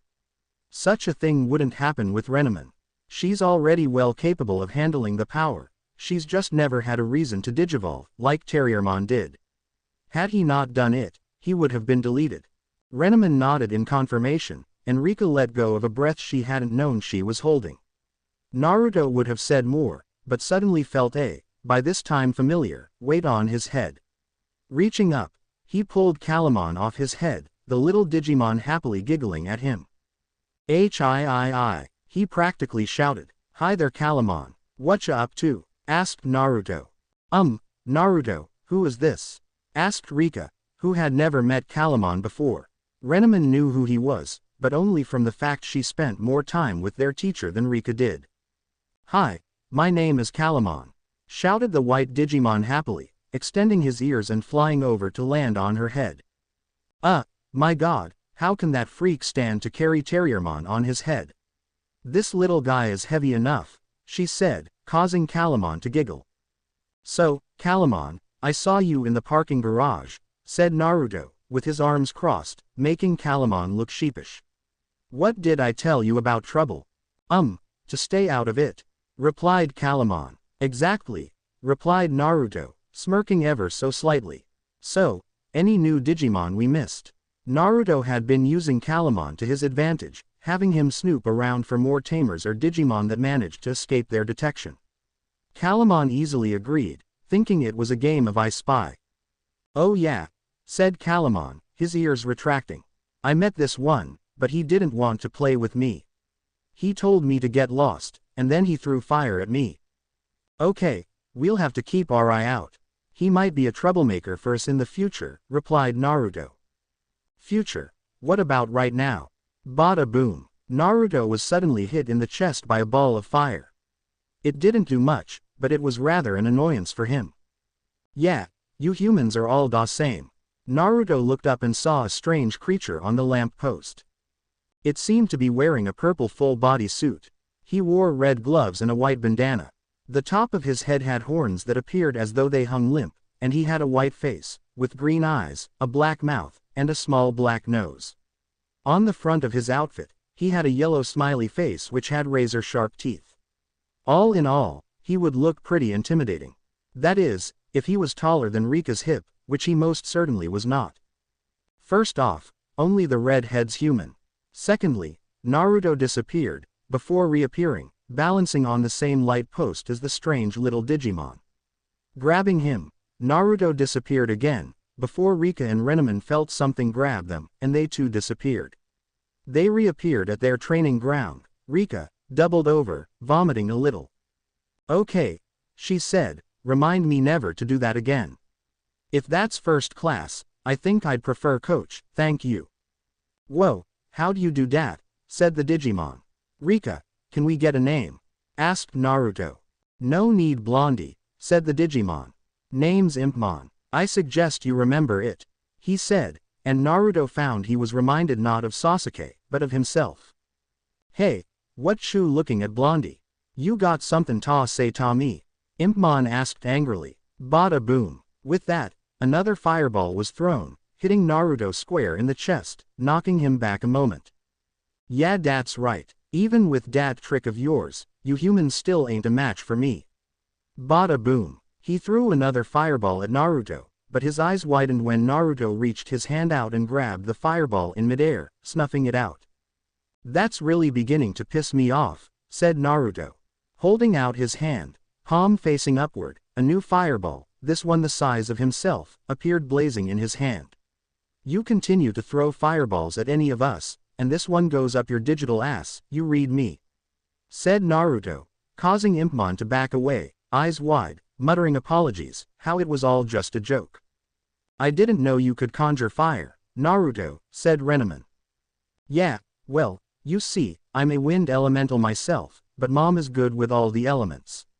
And even she is strongest with fire, so by association," he trailed off. Inside the seal, Kyuubi merely nodded, uttering a small, "Damn right. Now then, I think he's got the point," said Naruto, snuffing out his own fire and picking up Impmon by one of his arms. "Enjoy the ride." "What ride?" asked Impmon hesitantly. He soon found out as Naruto began spinning around at such high speeds he kicked up a dust storm and began digging a crater in the ground. Letting go of Impmon, the purple Digimon went flying all the way to the other side of the Shinjuku area, his screams audible for a moment before they fell silent from the distance. "Bye-bye," giggled Calamon, waving at the disappearing form of Impmon. Okay, now that was harsh, said Rika, causing Naruto to faceplant. Later on, Naruto lay on top of Rika's roof, gazing up at the stars. Hi, Naruto turned his head to see Renamon sit down next to him. What's up? Asked Naruto, turning back to the sky. I just wanted to thank you for the necklace again, she said, connecting the pieces, activating the transformation.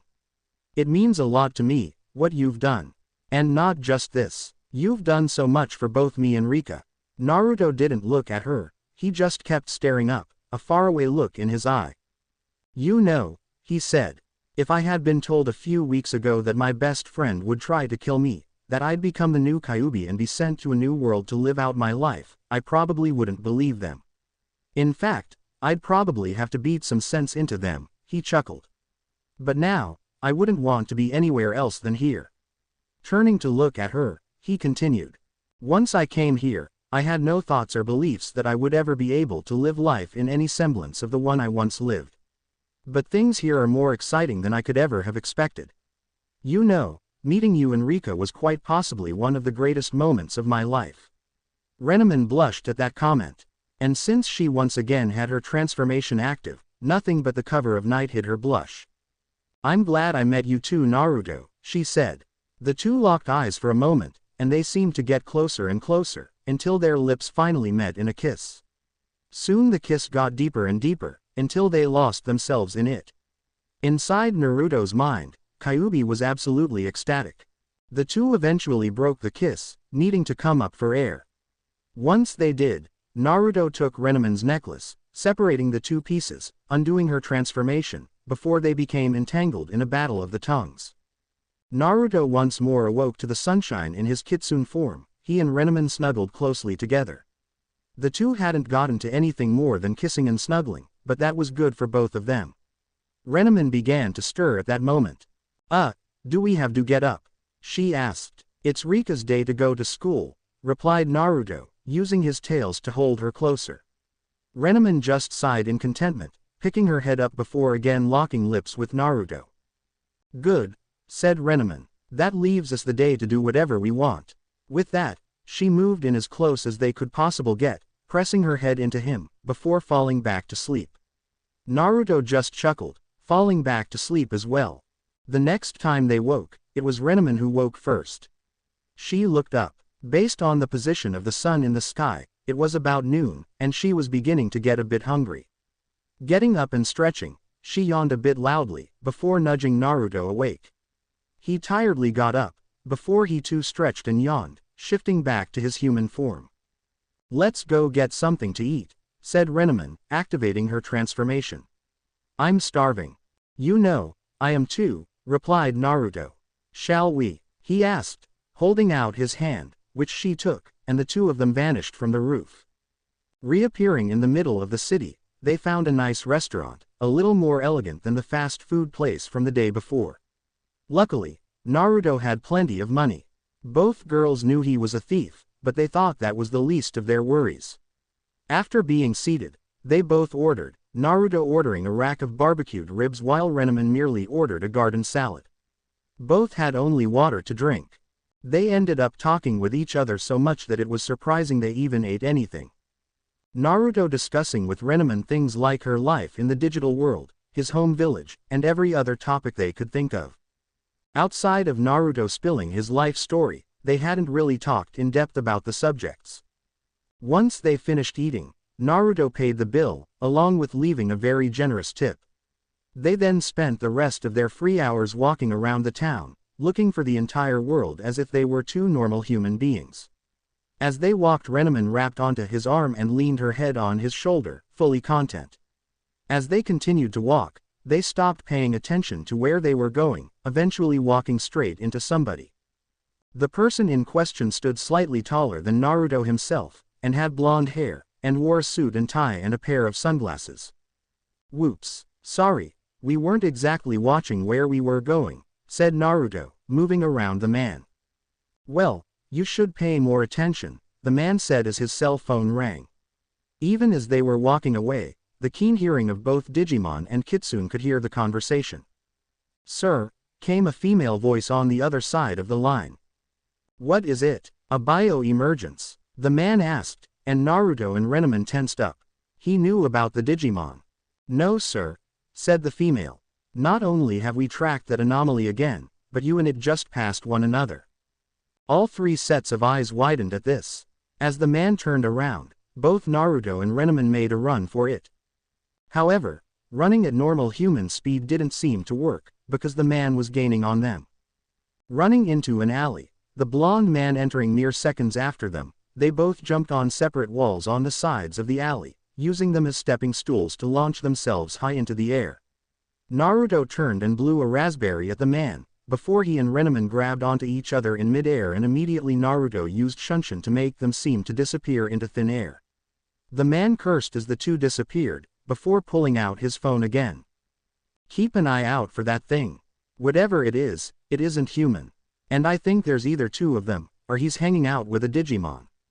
Keep me posted, he said, getting an affirmative response from the female on the other end. Naruto and Renamon appeared at their usual training spot, both with serious looks on their faces. Who the hell was he? Asked Renamon. I don't know, replied Naruto. But I can guarantee we'll find out. If he knows about Digimon, chances are we're gonna be seeing more of him. Well, he ruined our day, said Renamon, removing her transformation and sitting down with a huff.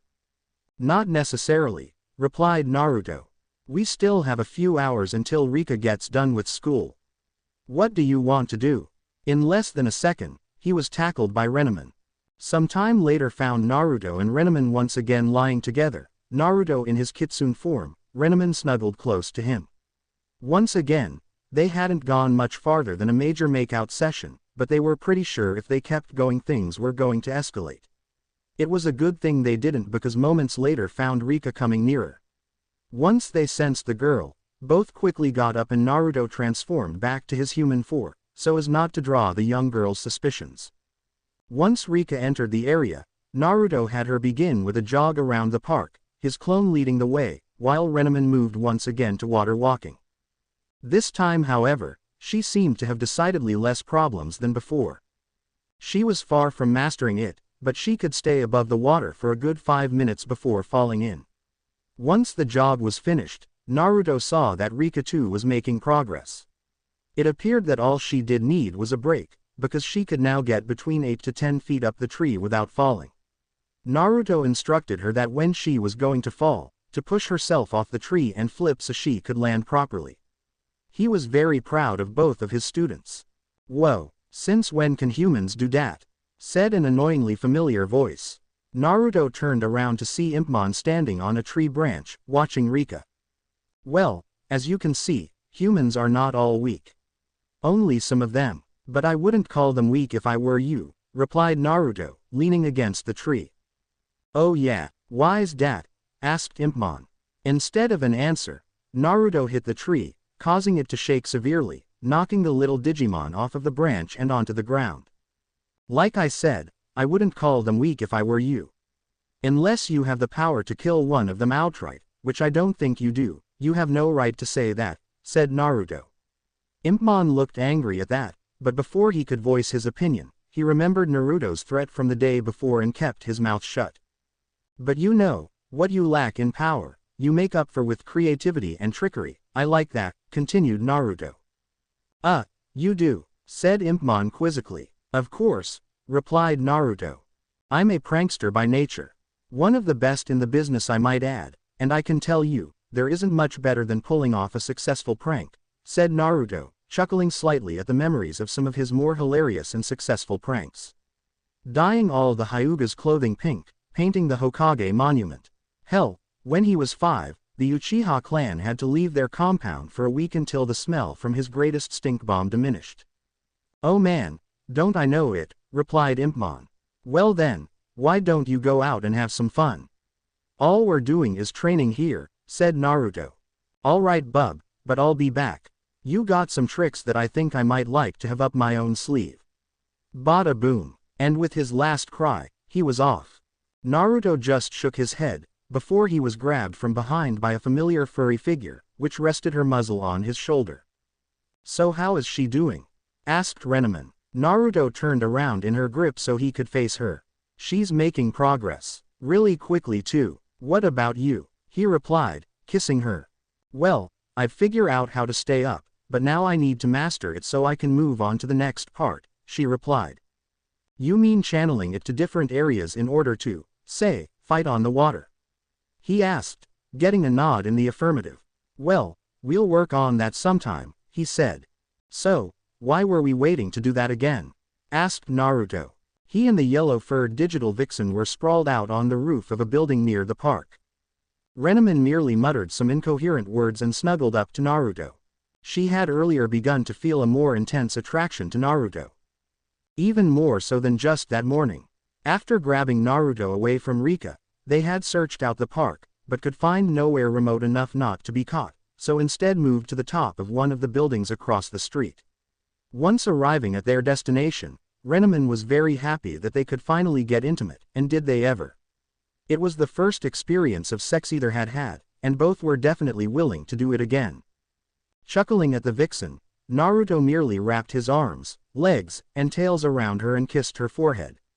Sorry, he said, but we should really get back to Rika. My clone just dispersed, her training is done, and she's gonna wonder where we made off to. Renamon just groaned loudly, not wanting to move. All right, but you owe me, she replied playfully, running a single claw up and down his chest. Getting up and stretching, Naruto putting clothes on, both of them grabbed hands and disappeared from the roof, reappearing in the park near their group training site. Entering the clearing, Naruto and Renamon saw Rika doing some light stretching, her muscles sore from major usage. She looked up to see them, smiled a bit, and then lost her balance and fell, only to be caught by Naruto's tails.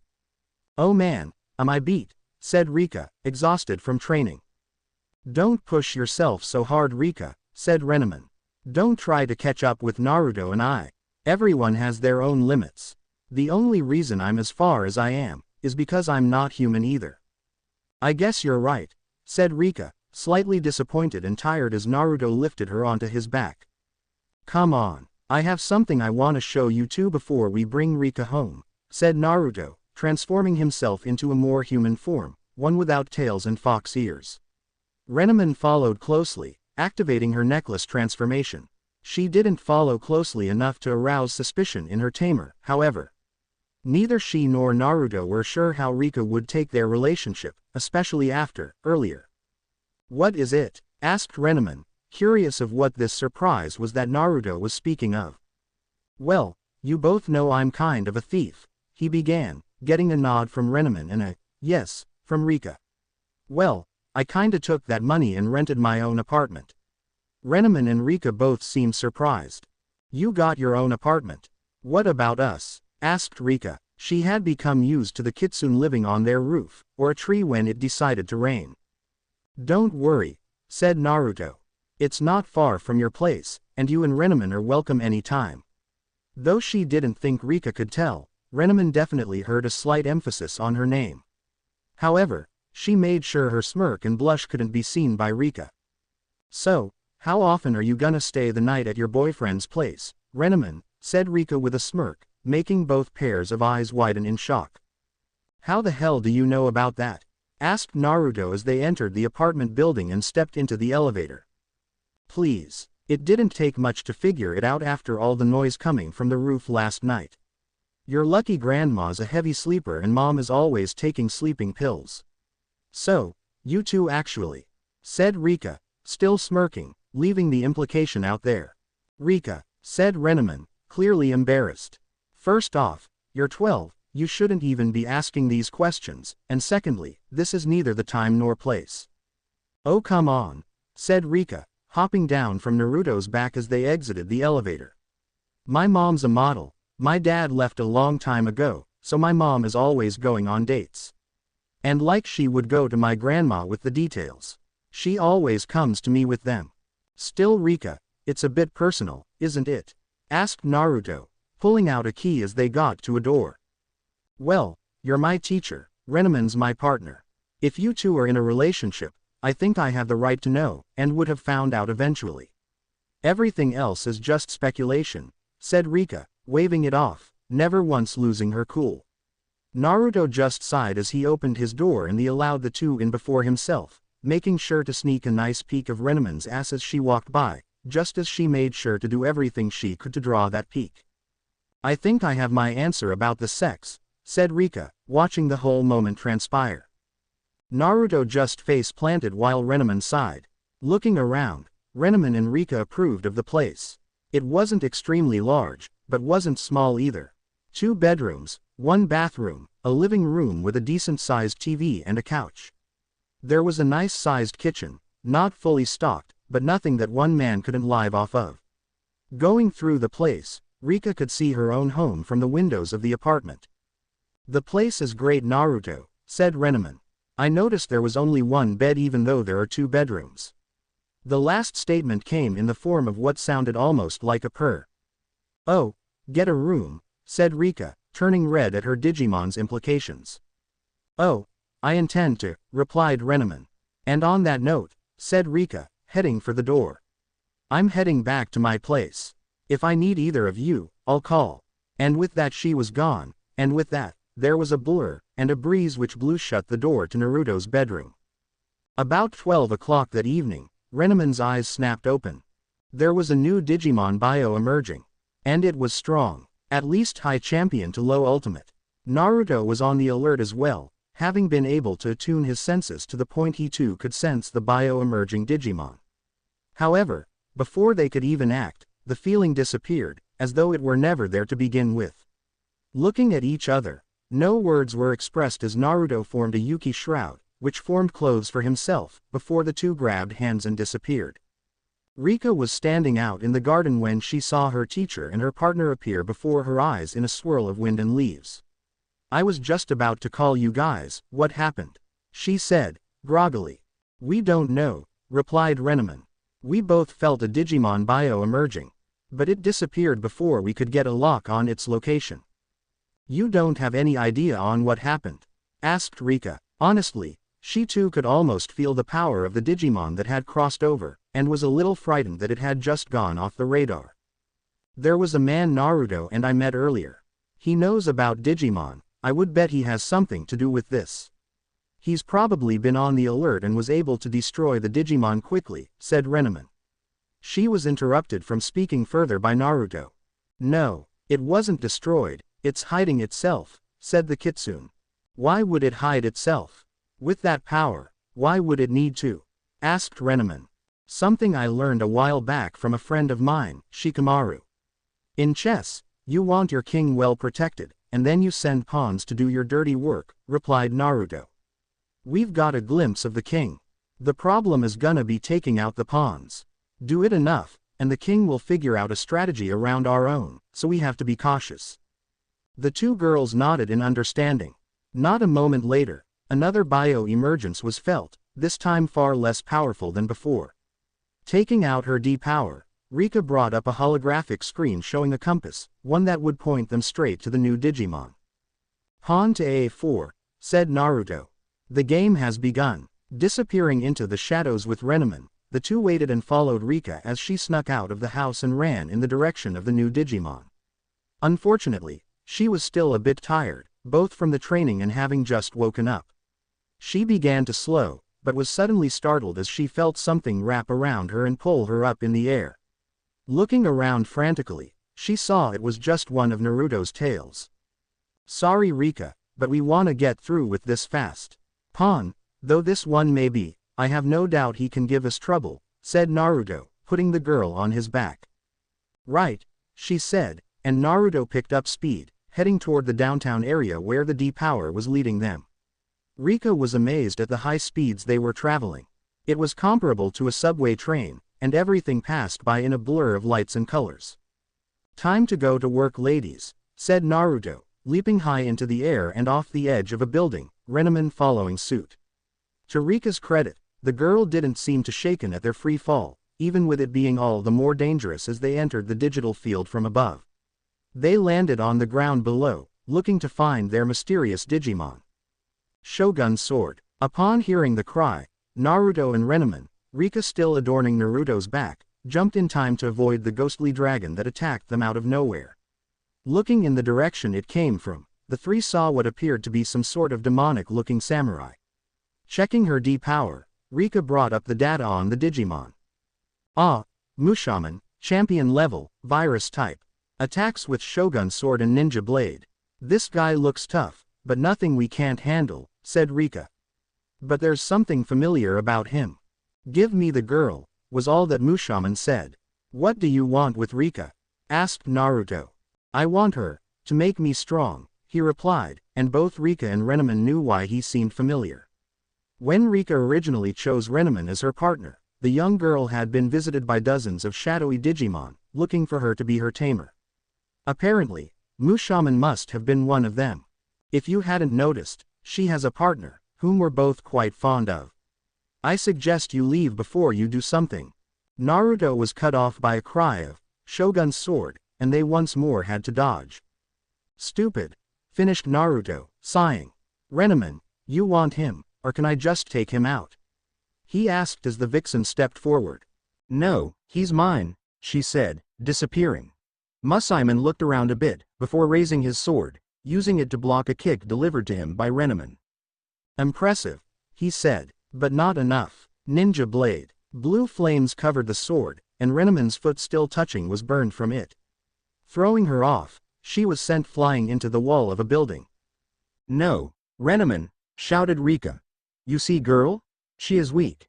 I am far better suited to be your partner, said Musaiman.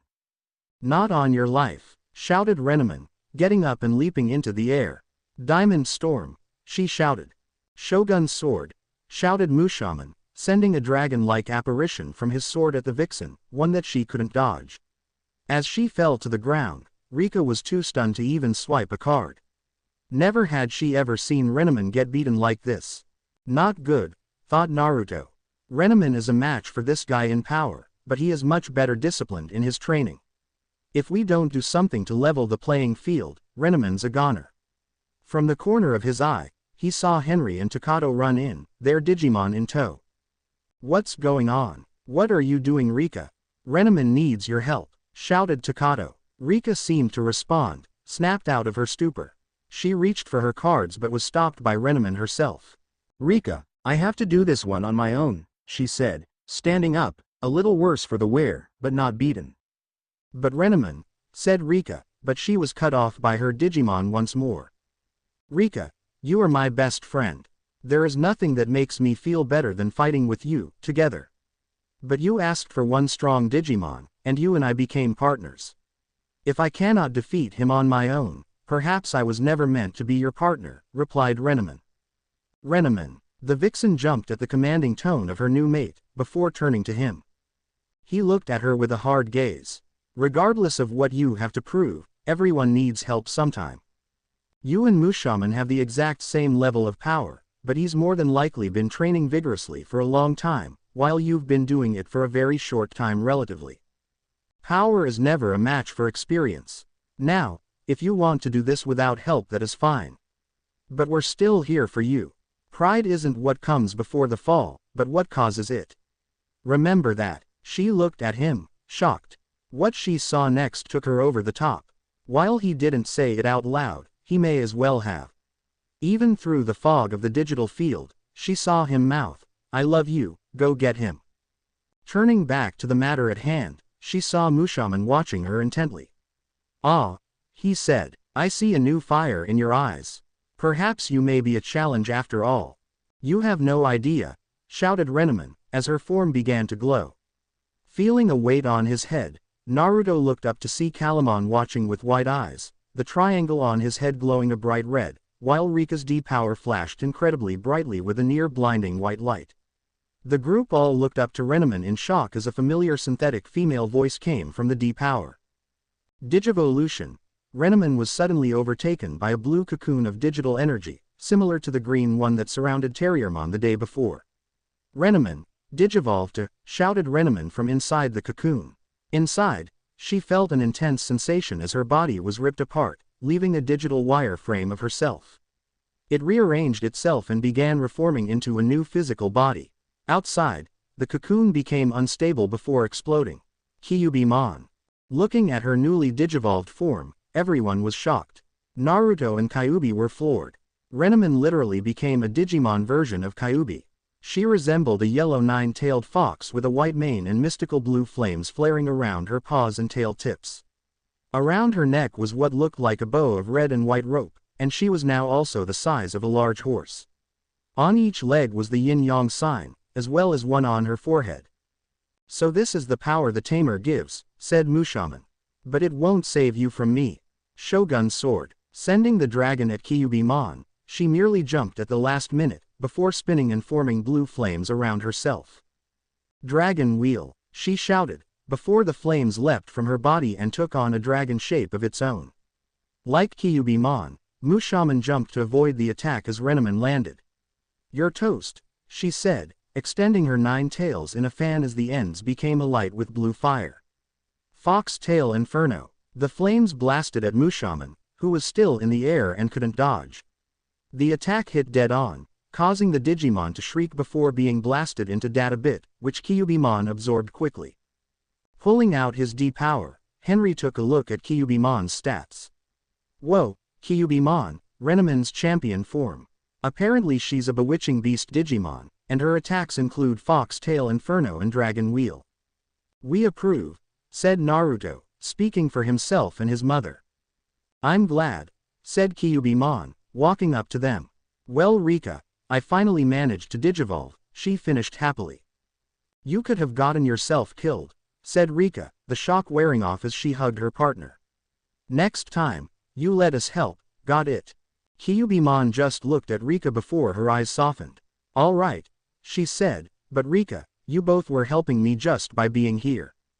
"What do you mean?" asked Rika. "I didn't do anything."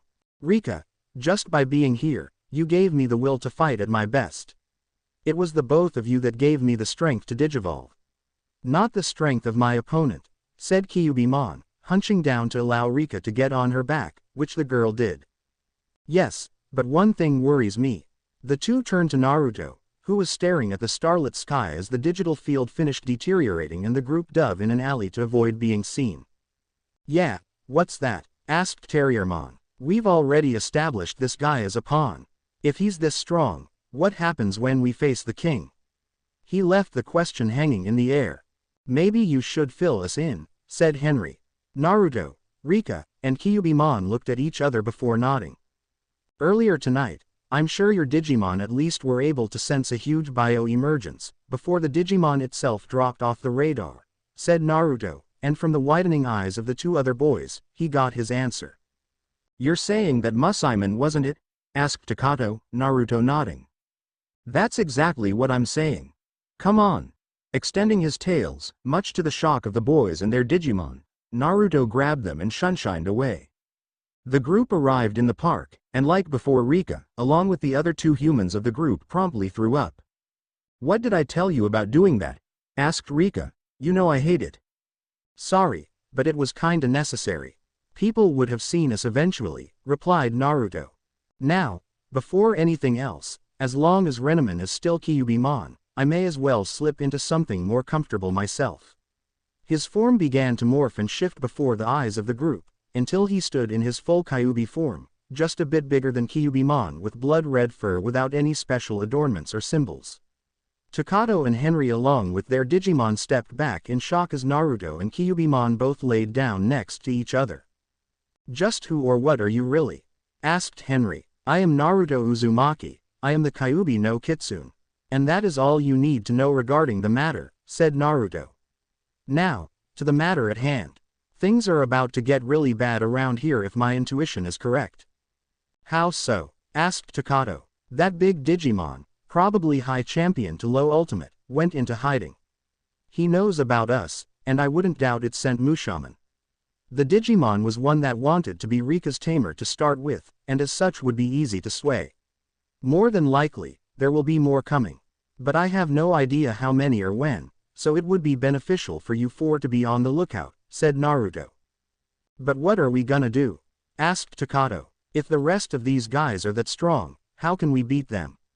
"Terriermon loses control when he digivolves, and as far as I know, Guilmon doesn't have a champion form." Naruto, Kyuubi-mon and Rika all looked at him strangely. What are you talking about, you gogglehead? Asked Rika. How could he not have a champion form? Takato merely looked down, apparently finding something interesting about his shoes. If there is something about your Digimon you're not telling us, I believe now is as good of a time as any to do so, boy, said Naruto. Well, you see, I sorta, created Guilman, said Takato, the eyes of the three he was speaking to widening. What do you mean, created him? Asked Kyubimon. She didn't think it was possible.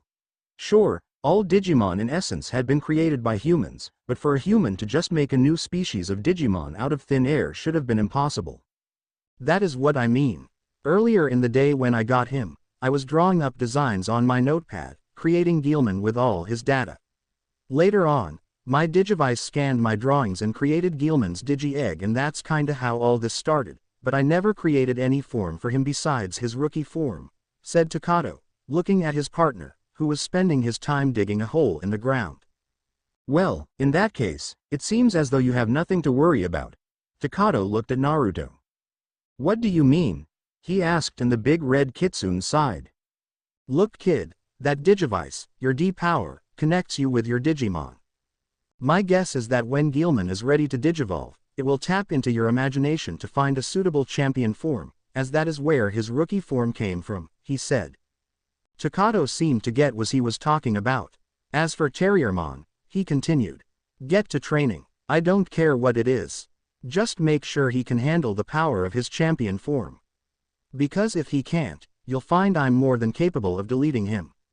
Terriermon and Henry backed away at the growl that punctuated the message. Now listen up, shouted Naruto. Your training begins tomorrow. You will meet me back here at 7 o'clock tomorrow morning. That leaves you 6.5 hours to sleep. I suggest you get home and get some. With that, he and Kyubimon, Rika still riding on her back, took off in the direction of Rika's home to drop the girl off, leaving the four to stare at one another. All was calm and still for a moment, before Henry and Takato took off running toward their own homes, Terriermon gripping Henry's back to stay on, while Guilman ran toward his shed. Yeah, we are all very harsh people, said Rika, watching from Kyubimon's back as the four took off a moment after them. Naruto and Kyubimon just chuckled. The next day found the group once more at the training site. Kyubimon had digivolved into Renamon, and Naruto was for all intents and purposes, a drill sergeant for the four. Like with Rika, he decided to make Henry and Takato jog behind him around the park. Unlike Rika, both boys had opted to have their chakra coils expanded, and were both feeling sore and a little sick to their stomachs as the Yuki forced them open. Not enough Yuki to kill them, but enough to bring them up to where they needed to be.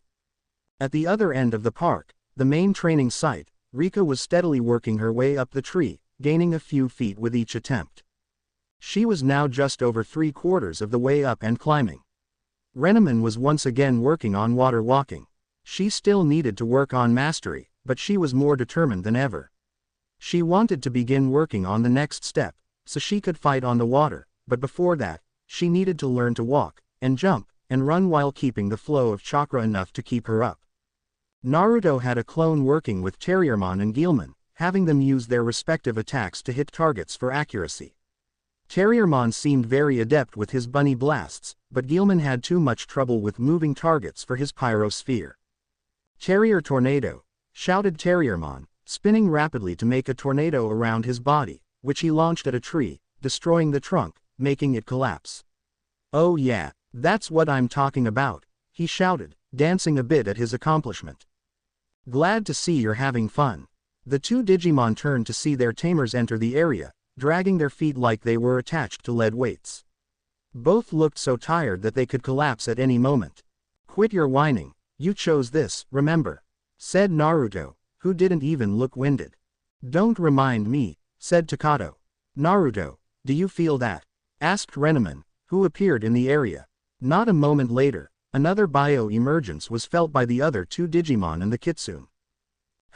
Champion level I'd wager. Takato, Henry, you and your Digimon stay here. We'll handle this one, said Naruto, pulling Rika onto his back before he and Renamon leapt off. Guilman just shrugged, before launching a pyrosphere at one of his moving targets, hitting it dead on and destroying it. Hey, I did it. he cried, making Henry and Takato smirk. Entering the digital field, the three easily spotted the new Digimon. Using her D-power to identify it, Rika announced its stats to the other two. Let's see, Kawagamon, and Insectoid Digimon, champion level, virus type. He's got high defensive power, and can attack non-stop until he takes out his enemy. Its attacks are Scissor Claw, Power Guillotine and Trap Scissors, said Rika. This guy could be tough, but I've added a special card to my set. Time to test it out. Renamon, get ready to digivolve. The vixen just nodded as Rika pulled out a card to swipe. Pulling it through the scanner on her D-power, sparks seemed to fly as it lit up, Renamon also glowing. Digi-modify, shouted Rika. Digivolution activate. Digivolution, came the synthetic female voice as the cocoon formed around Renamon once again. Renamon, digivolve to, shouted Renamon from inside the cocoon.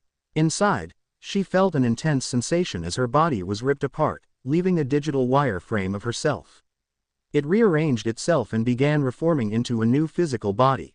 Outside, the cocoon became unstable before exploding. Kyubimon. In Renamon's place, Kyubimon stood. Kawagamon finally took notice of the three, and went on the offensive. Scissor Claw, it shouted, lunching for Kyubimon. The three just smirked. So, do you think he was telling the truth? Takato turned to Henry, who was stretching to get the soreness out of his body. What do you mean? Asked Takato, doing the same. I mean about being the Kyubi, about Digimon, about everything, said Henry. Hello Henry, said Terriermon. Have you not been paying attention? I know, said Henry. But it kind of seems surreal to me. I mean, first I find out Digimon are real, then one of the legendary tailed beasts. I thought they were just old legends. Not to mention the weapons he uses when he does.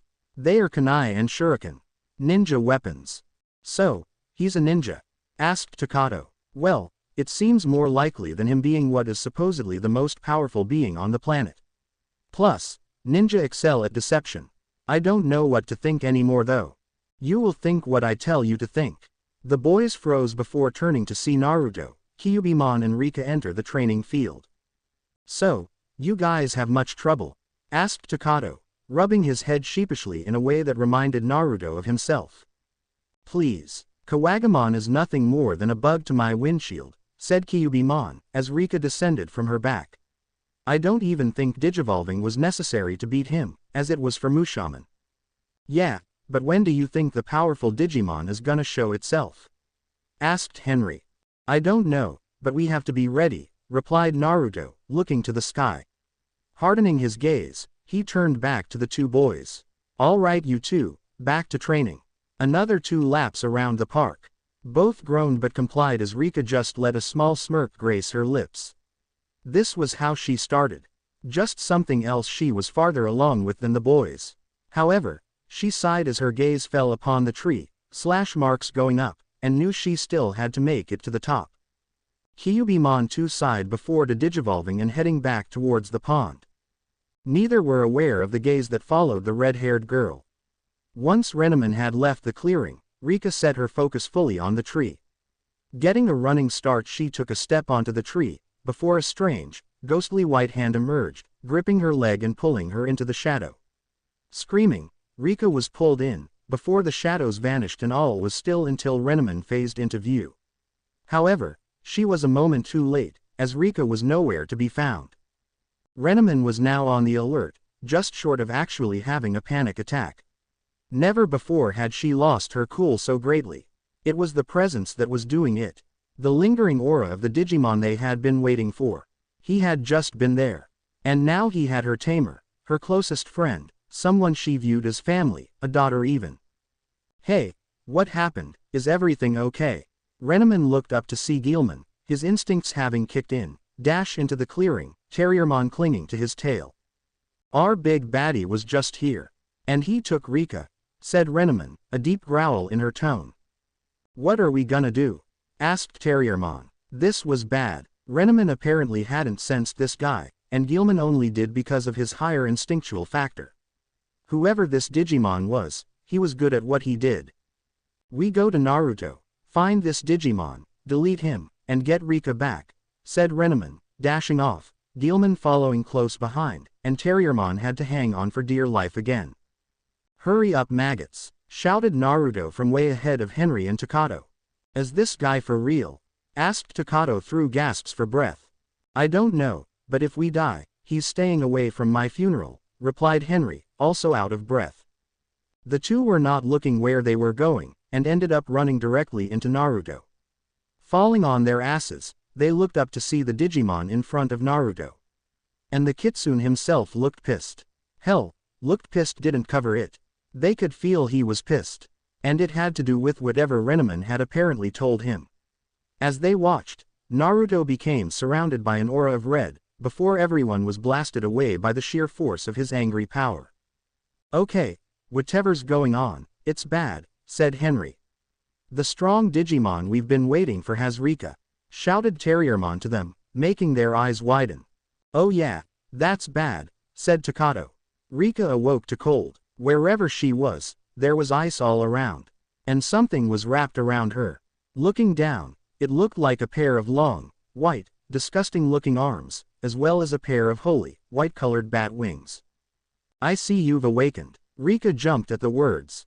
The voice which spoke them was as frigid as the room in which she was.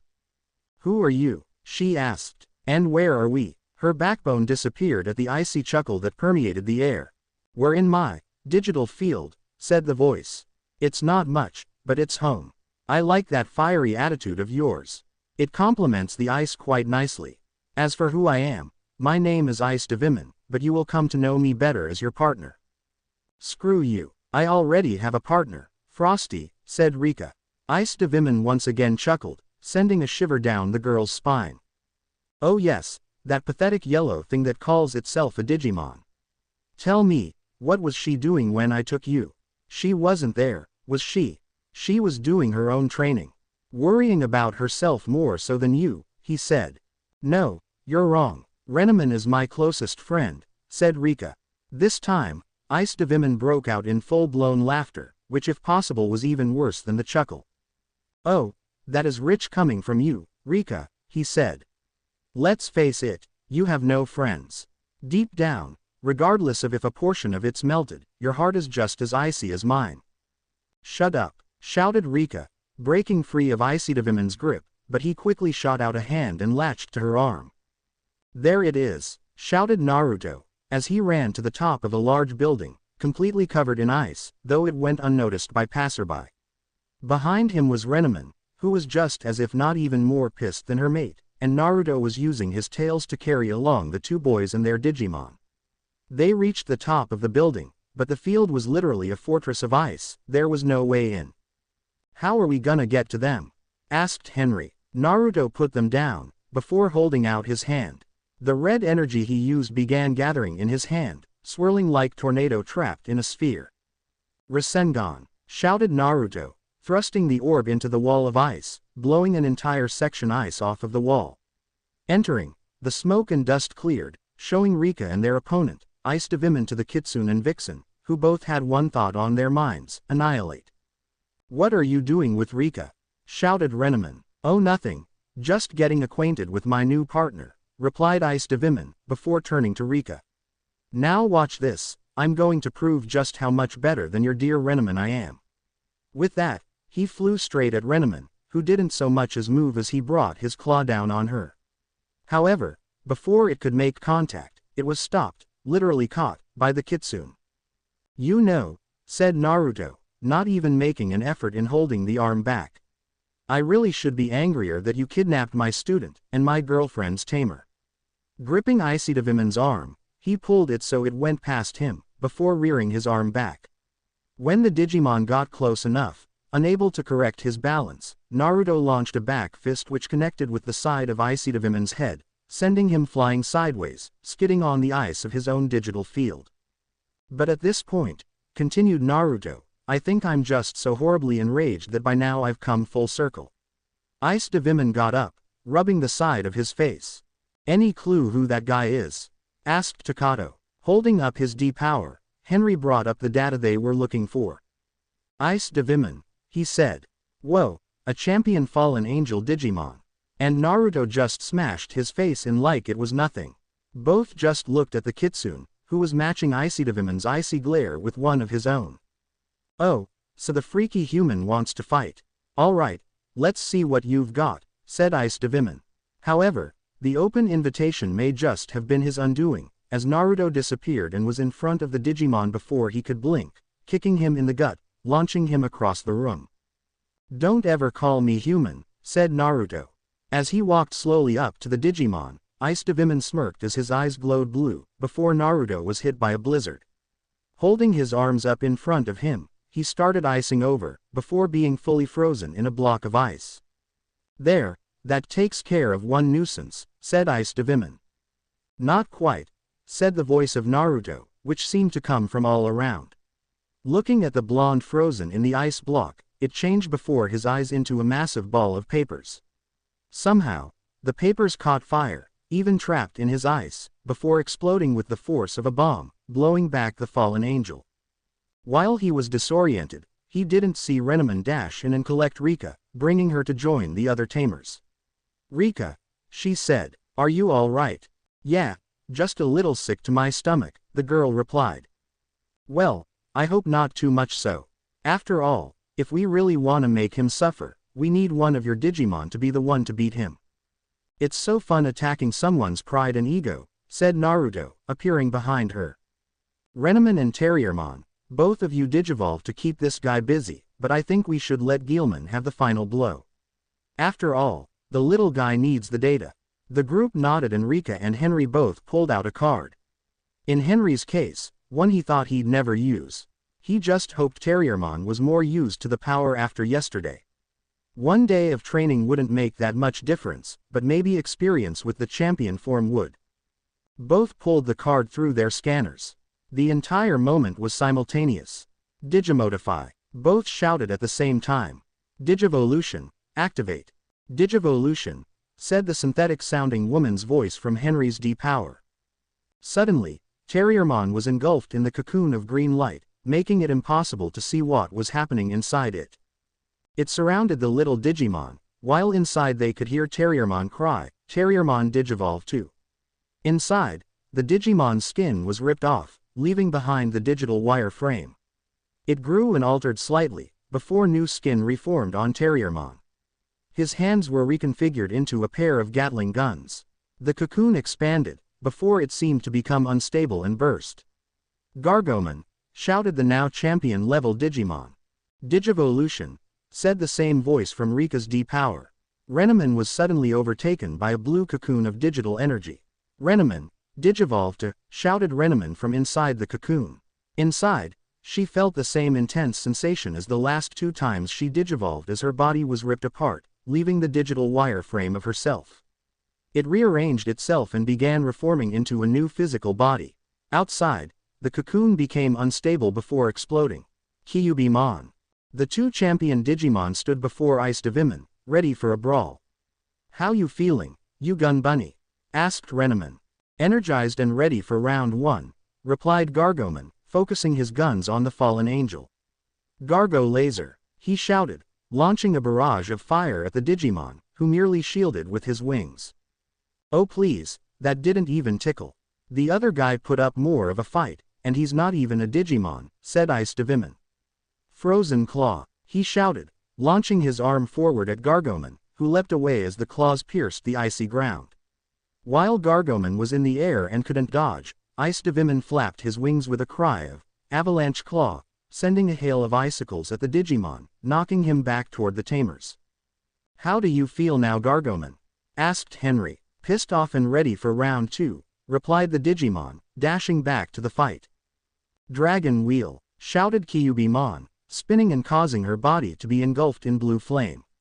As she spun, the flames shot off her body, forming the shape of a dragon which flew straight at Ice Devimon. Tundra Freeze, he shouted, firing the freezing beams from his eyes, literally freezing Kyubimon's fire solid. Your attacks are pitiful, you call yourself champion level, said Ice Devimon with an evil chuckle. I'll show you how it's done. Frozen Claw. Kyubimon had no time to dodge and was hit full force by the staggering power. It was as if she had been hit with something akin to a sonic shockwave. As she was thrown aside, Gargomon dashed in, delivering a powerful uppercut to Ice Devimon's face with a cry of, "Bunny pummel." However, Ice Devimon reduced the damage by flying into the air. However, unlike Gargomon, Ice Devimon was far more maneuverable in the air thanks to his wings. He nimbly dodged every attack thrown, sending his own attacks back with full force. "It's not working," said Henry, "they're getting creamed." "Well, then, maybe we should help, instead of just standing around doing nothing," said Rika, pulling out a modify card. What struck him as odd was that she had pulled it from his collection. What could she possibly want from his cards, he wondered. "Frozen Claw," shouted Ice Devimon, targeting Kyubimon. "Digi-modify," shouted Rika. Sparks flew from the D-power as it scanned her card. Wargreymond's Brave Shield, activate. In front of Renamon, in the path of the Frozen Claw attack, a giant golden shield appeared from nowhere. Icy Devimon's claw hit the shield and it stopped it cold. "That's not gonna hold for long, and that flying is really irritating. Have anything that'll level the playing field?" asked Naruto.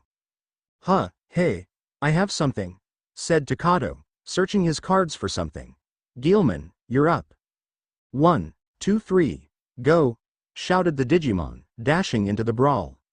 "Okay, here goes," said Takato, bringing the card to the scanner. Sparks flew from his D-power as the card was scanned. "Digi-modify," shouted Takato. "Speed activate." Guilmon began picking up more and more speed until he was merely a blur of motion. "Tundra freeze," shouted Ice Devimon. He sent blast after blast, but couldn't manage to hit the little red blur. As the boy was pulling out another card, Naruto got a peek of what Takato was doing and smirked. "Oh yeah, that would work." "Digi-modify," shouted Takato. "Hyper wing activate." On Guilmon's back, 3 pairs of wings made of nothing more than light appeared. Using the momentum of his speed, he jumped and flew at Ice Devimon, colliding with the larger Digimon and grabbing on, flying up until he sent the fallen angel's head through the icy ceiling, leaving him stuck. As he let go, and began falling to earth, he launched his signature attack with a cry of, "Pyrosphere." The red blast connected with Ice Devimon's chest, and with a scream, he was blasted into tiny data bits, which Guilmon fully absorbed, before landing gracefully as the digital field disappeared, as well as the shield and his wings. "Renamon, do me a favor?" asked Rika, as her Digimon reverted to her rookie form. "What is it, Rika?" asked Renamon. "Never turn into that," replied the girl, referring to the digital monstrosity they had just destroyed. "I don't think you have to worry, Rika," said Renamon, pulling the girl in and hugging her tightly. Yamaki scowled as he flipped his lighter open and closed. Sitting in the massive digital monitoring center, he was trying to figure out what was going on with the one he simply referred to as the anomaly. The energy he emitted was easy enough to track. However, he was also in league with 3 children and 3 of the digital menaces he had sworn to keep out of the real world.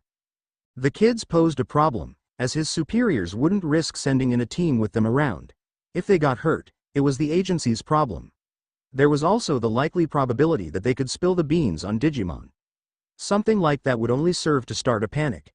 And that was exactly what Hypnose was trying to prevent with its covert operations. "What's the status of my current headache?" he asked the 2 operators sitting high in their seats. "In the park again, sir," replied the first, known as Riley. "Bringing up a visual from our satellite as we speak." Before she even finished the sentence, Yamaki's computer opened an image from the Hypnose satellite, showing the gathered Digimon, as well as the 3 children. Yamaki's smirk only darkened as he watched the little scene unfold before him. "Whatever's going on, I will find out about it," he said. "If it comes to it, I'll send a goddamn strike team to deal with them. Look at those stupid kids. They don't realize the danger they're in." "The higher-ups aren't going to like that," said the other operator, Tally. "It doesn't matter," said Yamaki. "If everything goes as planned, we won't need a strike team, nor will we need to inform them of what we're doing." "Sir?"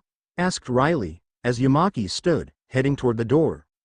"I think that since the Juggernaut isn't ready yet, I'll at least go and give them a message. Those kids need to know just how dangerous these things are," said the blonde-haired man. "On your feet, maggots." Henry and Takato both jumped at the voice of their slave driver of a sensei shouting at them. Both had dropped for a short break, but apparently Naruto would have none of it. If you're unable to stand, you need to work even more to build up that endurance. We've barely been working an hour. Yes, sensei. Groaned the boys simultaneously. None of that, boys, said Naruto. You both chose the easy way to build reserves whereas Rika worked to build hers up. The least you can do is work as hard, or even harder than her. Now I want to see your butts in those trees. Turning toward the boys' Digimon, he added, and every time they fall on those butts, you two are going to whack them with a stick. What? Asked Takato, not believing the order his Digimon partner had just been given. How is that training them then? Asked Henry. Naruto just smirked. It isn't, he said. It's just amusing to watch. And speaking of watching, slamming his fist into the side of a tree, the four in the clearing all raised an eyebrow as Impmon came crashing down. Also coming from the tree was Calamon, who merely drifted down to land on top of Naruto's head. Man, I hate it when you do that, said Impmon, rubbing his head, which he had landed on. Come on Impmon, said Calamon. You're no fun. What are you talking about, Pipsqueak? Asked Impmon. I'm loads of fun. You just can't handle my style. What style would you be speaking of? Turning, everyone saw Rika and Renamon enter the clearing, the human of the two soaking wet. Water walking seems to be going well, said Naruto, looking at Rika. Oh, shut up, replied the girl, punching him in the shoulder. So how's it coming with the new recruits? Slowly, said Naruto. And if they know what's good for them, they will get back to training. Hearing the barely hidden threat, both boys dashed toward their respective trees. Henry managed to make it approximately 4 feet up before slipping and falling, getting a laugh out of Rika and Renamon when Terriermon whacked him over the head with a stick. Takato made it only half as far. His feet went up, but he wasn't able to keep his body horizontal and did a complete flip, landing face first in the dirt, before Guilman too followed Naruto's orders and hit Takato with a stick. Told you it was amusing to watch, said Naruto, chuckling. All right, he continued, you're all improving. However, there's still a long way to go. I'll see you here after school tomorrow. Henry, Takato, and their Digimon partners all sighed in relief that training was over for the day. Sitting down, Takato and Henry suddenly leapt back to their feet as their Digimon whacked them with the sticks again, causing Naruto to burst out laughing. So what do you guys wanna do now? Asked Takato, leaning against a tree. Go patrolling. I don't think so, said Naruto. What you need is some rest for tomorrow, cause you get tired way too easy. Can you blame us? Asked Henry. We weren't exactly being trained from a young age to be killing machines.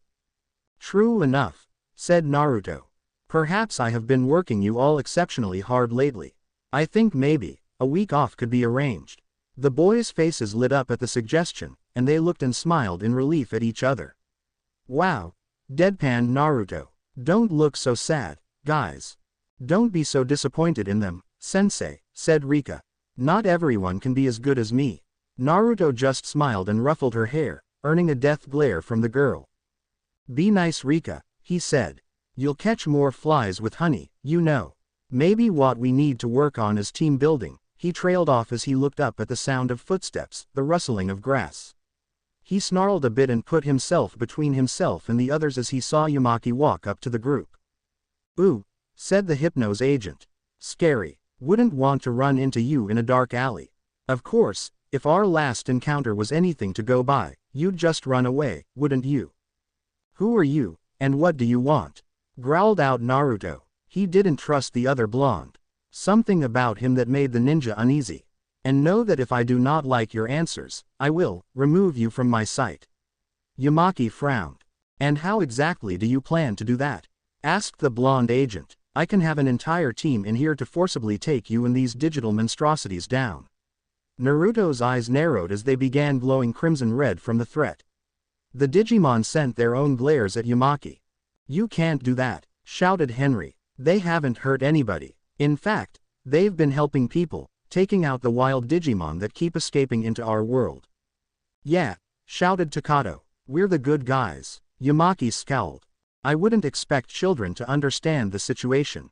I'm merely giving you a warning, he said. Whether willingly or unwillingly, these abominations will be put down. By force if necessary. Naruto suddenly disappeared, before reappearing, gripping Yamaki by the throat and hoisting him into the air. "And how do you plan on doing that if you're dead?" asked Naruto, his normally light voice now taking on a decidedly darker undertone in his rage. Yamaki, while gasping for breath, managed to maintain a bit of his composure. "You won't kill me," replied Yamaki. "I don't think someone like you has the guts, especially with the kiddies around." Naruto just kept a constant grip on Yamaki's throat, but the man saw his eyes dart back to the Digimon, and their human partners, worry etched into their faces. Sighing, he dropped Yamaki, who fixed his suit and tie. "As I thought," he said. "You may act tough, but inside, you're as tame as a kitten." "Oh, I can do much more than act," replied Naruto, darkly. "Had I been trying to intimidate you before, you would have run away in fear of your life. You have no idea what power I wield, or how terrifying my true form is." "We'll see," said Yamaki. "Indeed we will," replied Naruto, his form expanding. The others had seen him in his kitsune form, but never before had he been so large. They all backed away in shock and awe, as he became the size of a small house, forcing the trees down to accommodate his size. "In my true size, I could crush a quarter of this city by merely laying down," growled out Naruto, his voice now much deeper. "This is only a fraction of how large I can become. I suggest you leave before I decide to get bigger." The young tamers and their Digimon all gaped at the announcement. Not even Renamon was aware of how large he could make himself. Yamaki backed away in shock, but to his credit, he didn't run. "This isn't over," he said, before turning, walking at as easy of a pace as he could manage. "I suggest you use the precious time you all have left together to say your goodbyes." "Well, then I guess we should start with you," said Impmon, a fireball lighting on his fingertip. "Goodbye." Bada boom. Launching the flame, he hit Yamaki on his left ass cheek, scorching the man's pants, as well as leaving a good-sized hole in them. The humans and their Digimon shared a good laugh as Impmon bowed and Yamaki turned back and glared, before storming off. Needless to say, the meeting did not lighten his mood any, as he pulled out his lighter, flicking it open and shut. Pulling out his phone, he speed-dialed Riley, who answered within seconds. "Did they understand the warning you gave them?" asked the operator. Yamaki frowned. "They understood it all right," replied the blonde-haired man, jumping into his car. "But these Digimon and the anomaly are far more dangerous than I had anticipated." "So what are you going to do now?" asked Riley. "The anomaly seems protective of the others," he said, and was quite angry that I threatened them. "However, I think going for the children is our best bet. Separate them from their Digimon. Not only will that take them out of the line of fire, but it will bring the Digimon and the anomaly to us, and might even make them more compliant." There was silence on the line, before Riley spoke up again. "Sir, you can't be suggesting we kidnap them. That is, well, it's completely wrong." Yamaki scowled yet again. "Riley," he said, "you need to think about the consequences of letting these things run free. There could be mass panic, and catastrophic death tolls. As members of Hypnos, our job is to prevent such a thing from happening." Once more there was silence. "The higher-ups are going to kill you," she said. "You know that." "Not if everything goes exactly as I plan it," he replied. "For now, we'll keep observing. If a better solution doesn't present itself, we go through with my plan, understood?" "Yes, sir," replied the female operator, before ending the conversation. Driving past, Yamaki could see the area of destroyed trees where the anomaly had become some sort of giant creature. "Just what are you, you son of a bitch?" he thought, before heading to his home in order to change into a new suit. Back in the clearing, Naruto returned to normal size, before sighing. "That guy has government written all over him," said Rika. "He can probably make good on his threats." Naruto just frowned. "He can try," he replied. "I will kill him if he ever tries to harm any one of you. I promise you that." The Digimon and partners looked at each other apprehensively. The thought of killing anyone, whether Naruto did, or even one of them, was not the thought they really wished to entertain. "You got really big," said Guilman. "Did you digivolve?" Naruto couldn't suppress a small chuckle at the lizard's naivety. "No," he said, "I'm not a Digimon, so I don't digivolve. That's what I really look like, just smaller. The others gaped in astonishment. Was it true what you said? Could you really crush an entire portion of the city by laying down at your full size? Asked Renneman. Naruto nodded. You said this guy looked government? Asked Naruto to Rika, who nodded. If he does work for the government, he probably has vast resources. For the time being, as Calamon doesn't have a tamer, he will stay with me. Impmon, I need to know, are you a wild Digimon, or do you have a tamer as well? Said Naruto, trying to come up with a plan, on the off chance the blonde agent decided to carry out his threats. No self-respecting Digimon needs a tamer, replied Impmon. I don't need no stinkin' human to help me. Naruto gave him a hard glare, before picking him up by the scarf.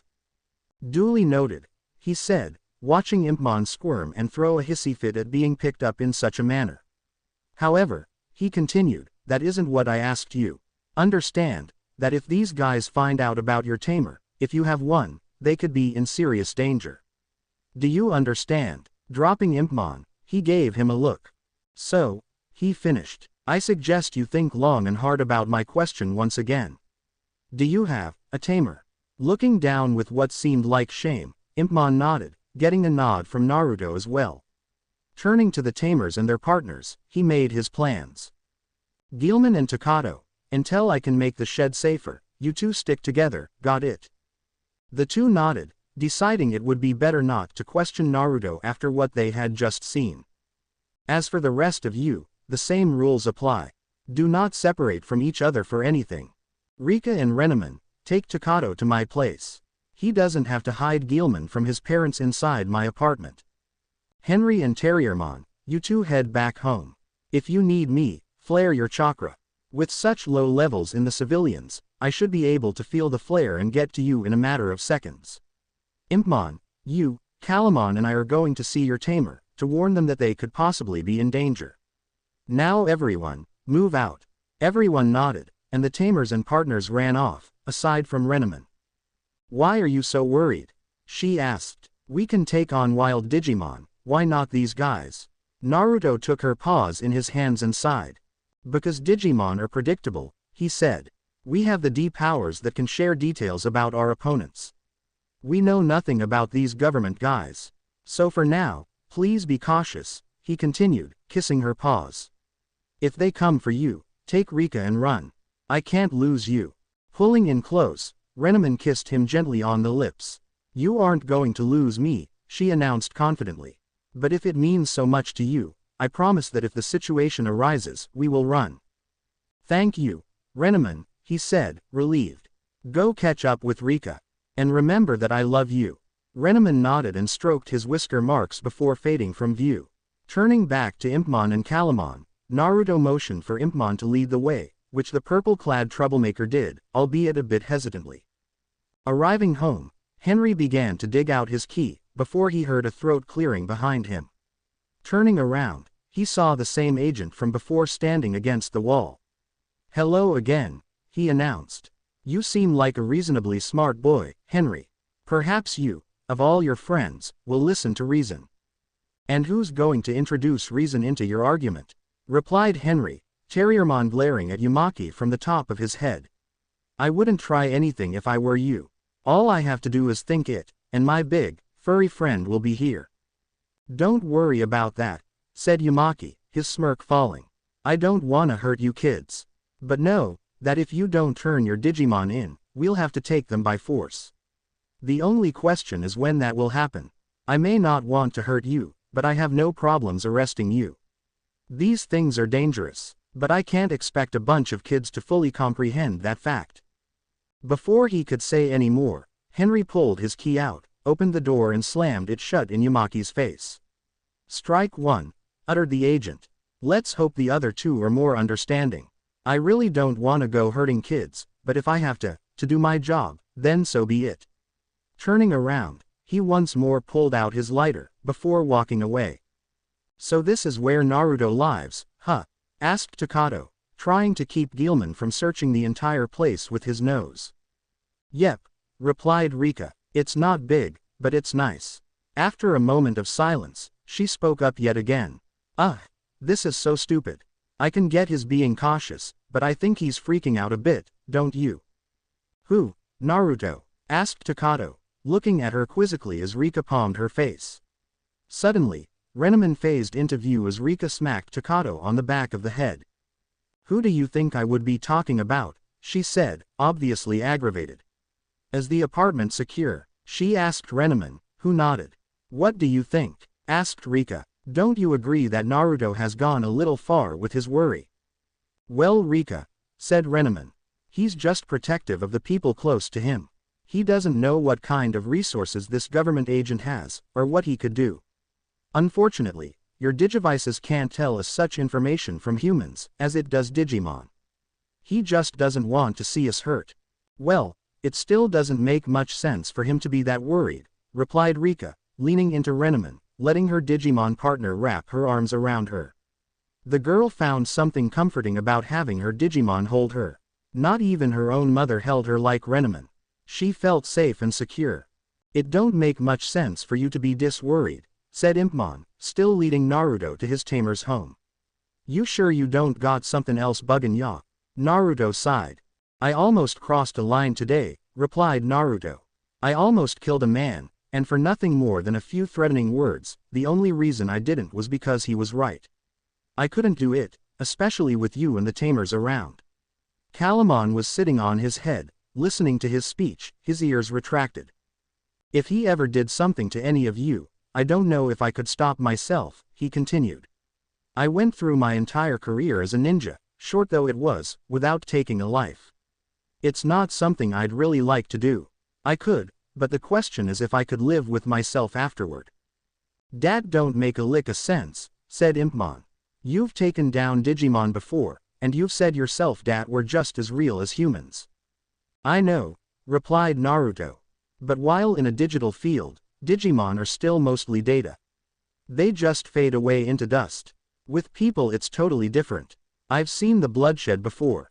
I've caused it. I wasn't in control, but I did willingly allow my body to be used for mindless slaughter. Impmon looked at him curiously, but he didn't push it. He knew what could happen if he made the blonde angry.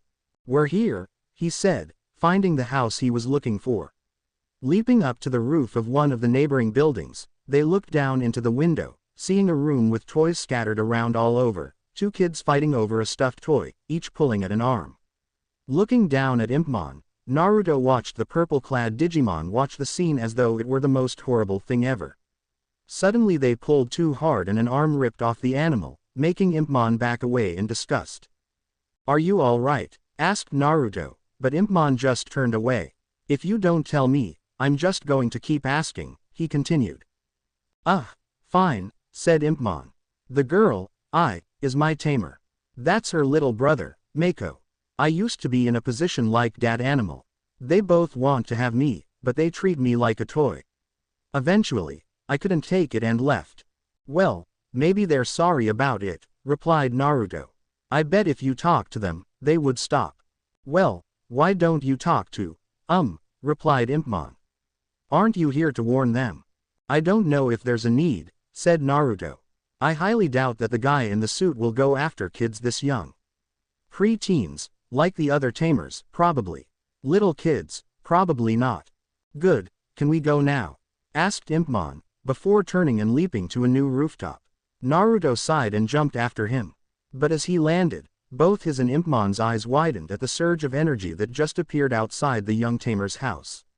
Turning back, they saw that a digital field had appeared outside the home of the two. Before even Naruto could react, Impmon dashed back to the house, leaping into the digital field. Damn it, shouted Naruto. Impmon, that's at least a champion. You can't fight him alone. Leaping up, Naruto cleared an entire house before landing in the digital field. Mako, get back in the house. He heard Impmon doing the shouting, before he heard the little Digimon scream in pain. Impmon, said a little voice. Is that you? Damn, thought Naruto. Why did the kids have to come out? Looking through the mist, he saw Impmon pulling himself off the ground, as a strange, insectoid Digimon. Naruto didn't have AD power, but he knew, having fought another before, that he was dealing with a Flybemon. Seeing the insect Digimon attempting to attack the two kids, Naruto extended his tails, which quickly snagged the children and forced them to the ground, giving them cover as well. "Get those two out of here, Blondie!" shouted Impmon, trying to draw attention to himself to distract the flybeeman. "But Impmon," said I. "No," said Impmon. "The both of you need to get to safety." "But we can help," said Mako. "We don't have time to argue, kid," shouted Impmon. Seeing the flybeeman returning, Impmon grabbed onto it, diverting it from the kids. Naruto was astounded, but couldn't help but smile. Apparently, the little Digimon did indeed care for his tamer. Wrapping his tails around the young children, Naruto brought them over to him. "I think it's better if we do what Impmon says," he told them, hoisting them into the air, extending his tails until they reached the end of the digital field, holding the children outside of it. Turning back to the fight, he watched Impmon get slammed into the wall of the building, letting go of the flybeeman, before falling to the ground. "I've got them out of the digital field," said Naruto. "Good," said Impmon, struggling to his feet. He had to leap out of the way of a needle stinger attack as he did. "So why do you even care?" asked Naruto, seeming to ignore the situation Impmon was in. "1 minute you couldn't care less about humans. You even wanted to get away from your tamer.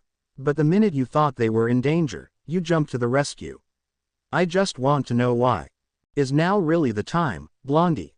asked Impmon, quickly dodging the flybeeman. "I'm kinda busy here." "I see that," replied Naruto. "But it makes no sense to me. I need to see the reason." Flybeeman quickly flew at Impmon and slammed him into the wall, before launching another needle stinger attack. Seeing that Impmon couldn't dodge, Naruto sent his tail in to intercept the attack. Slamming his tail into the flybeeman, Naruto disoriented the Digimon momentarily. "It's because of you," said Impmon quietly, piquing Naruto's interest. "You never try to hurt anyone, unless you have serious reason. You use your power to protect people around ya. You do anything to keep your friends safe." He paused for a moment, before continuing. "I is my tamer. Hell, I guess Mako is too. They may have treated me like a toy, but they were still my friends, my first friends. And I need to keep 'em safe. But to do that, I need to get stronger. They may be my tamers, but you're the one who can give me the strength I need." What happened next was difficult to explain. Outside the digital field, I lit up with a strange white light, piquing Calamon's interest, his ears extending as he flew down. Without noticing, the red triangle on his head flashed. The light illuminating eye shot into the digital field, causing it to dissipate. Flying in a straight path, it struck Naruto, causing him to be illuminated by the same light. Slowly, it began to dim, and shot from both to a point directly between them. It began shrinking and forming a sphere of light. At the same point in time, Mako began glowing too, before his shroud of light shot into the glowing orb as well. A flash of light came from the floating orb, before it dimmed, and in the center of it floated a white and violet-purple D-power, which floated over to Naruto. Grabbing the device, Naruto looked at the hollow screen that appeared, giving Impmon's data. What really interested him was that it listed his tamer as I and Mako, as well as himself, causing him to raise an eyebrow. "Well, let's test that out." Pulling out some cards he kept on his person on the off chance a tamer needed a specific card for a battle, he pulled one from the miniature deck of modify cards. Spinning a card on his claw, he gripped onto it. Holding the D-power straight out in front of him, Naruto pulled the card through the scanner. "Digi-modify," he said. "Power, activate." Impmon felt a wave of energy rush through him, and he jumped to his feet, as Naruto pulled another card through the D-power. "Digi-modify, speed, activate." Seeing the no longer disoriented flybeeman flying straight toward him, Impmon used his new speed and dodged at the last minute, before landing a powerful blow to the insectoid Digimon's head. "Not so tough now, are ya, you overgrown mosquito," said Impmon. Creating a ring of fire, with a second in the middle, a great ball of fire erupted. "Take this, infernal funnel." Hurling the giant fireball at the flybeeman, it impacted, destroying the Digimon on contact, before Impmon eagerly absorbed its data. Both the children and Calamon looked on in astonishment at how easily Impmon had taken out the champion Digimon with some help from his newest tamer. Finally, panted Impmon, dropping down to his knees. "It's about damn time I get my chance to fight." Suddenly, his eyes rolled into the back of his head, and he promptly fell forward, but was caught by Naruto's tail. Looking at the small Digimon, then to the two children, and finally to the new Digivice in his hand, he sighed. Things had just become much more complicated. Time skip. You'll come and visit us, said I. Won't you, Impmon? After the Digimon had come too, he got his chance to speak with the two young tamers, who promptly apologized to him for treating him like a toy, and practically begged him to stay. While he couldn't stay with the two, now that he had a tamer that could actually go out with him and fight with him, he couldn't pass that up. The apology did mean a lot to him, and he did feel a lot better. Like a load had been lifted. We both will, said Naruto, smiling, ruffling the hair of the children. But for now, Impmon and I have some things we need to do. You'll remember what I told you, he said. Yeah, said Mako. If we see a mean-looking guy with blonde hair, we'll go get our mom. Naruto nodded, finding the answer acceptable. All right, said Naruto. We all have to get going. Calamon. Hearing his name, the little Digimon flew over onto Naruto's head, while Impmon leapt up onto his shoulder. Bye you two, he said. Be good, okay. We will, said I and Mako. Nodding, Naruto used Shunshin, arriving on a rooftop a few blocks away. Hey Blondie, said Impmon. I got a question for ya. Naruto raised an eyebrow. Ask away, he said, curious as to what Impmon wanted to know. You said you let yourself be used for slaughter, what did you mean? Naruto almost tripped when he heard the question. I didn't wanna ask before, continued the small purple-clad Digimon. But I gotta know, what happened? Naruto sighed. This wasn't exactly what he wanted to talk about, but he may as well get it off his chest. Well, he said, it all started when I was sent to bring a traitor back to our village. Thank for watch here I end here.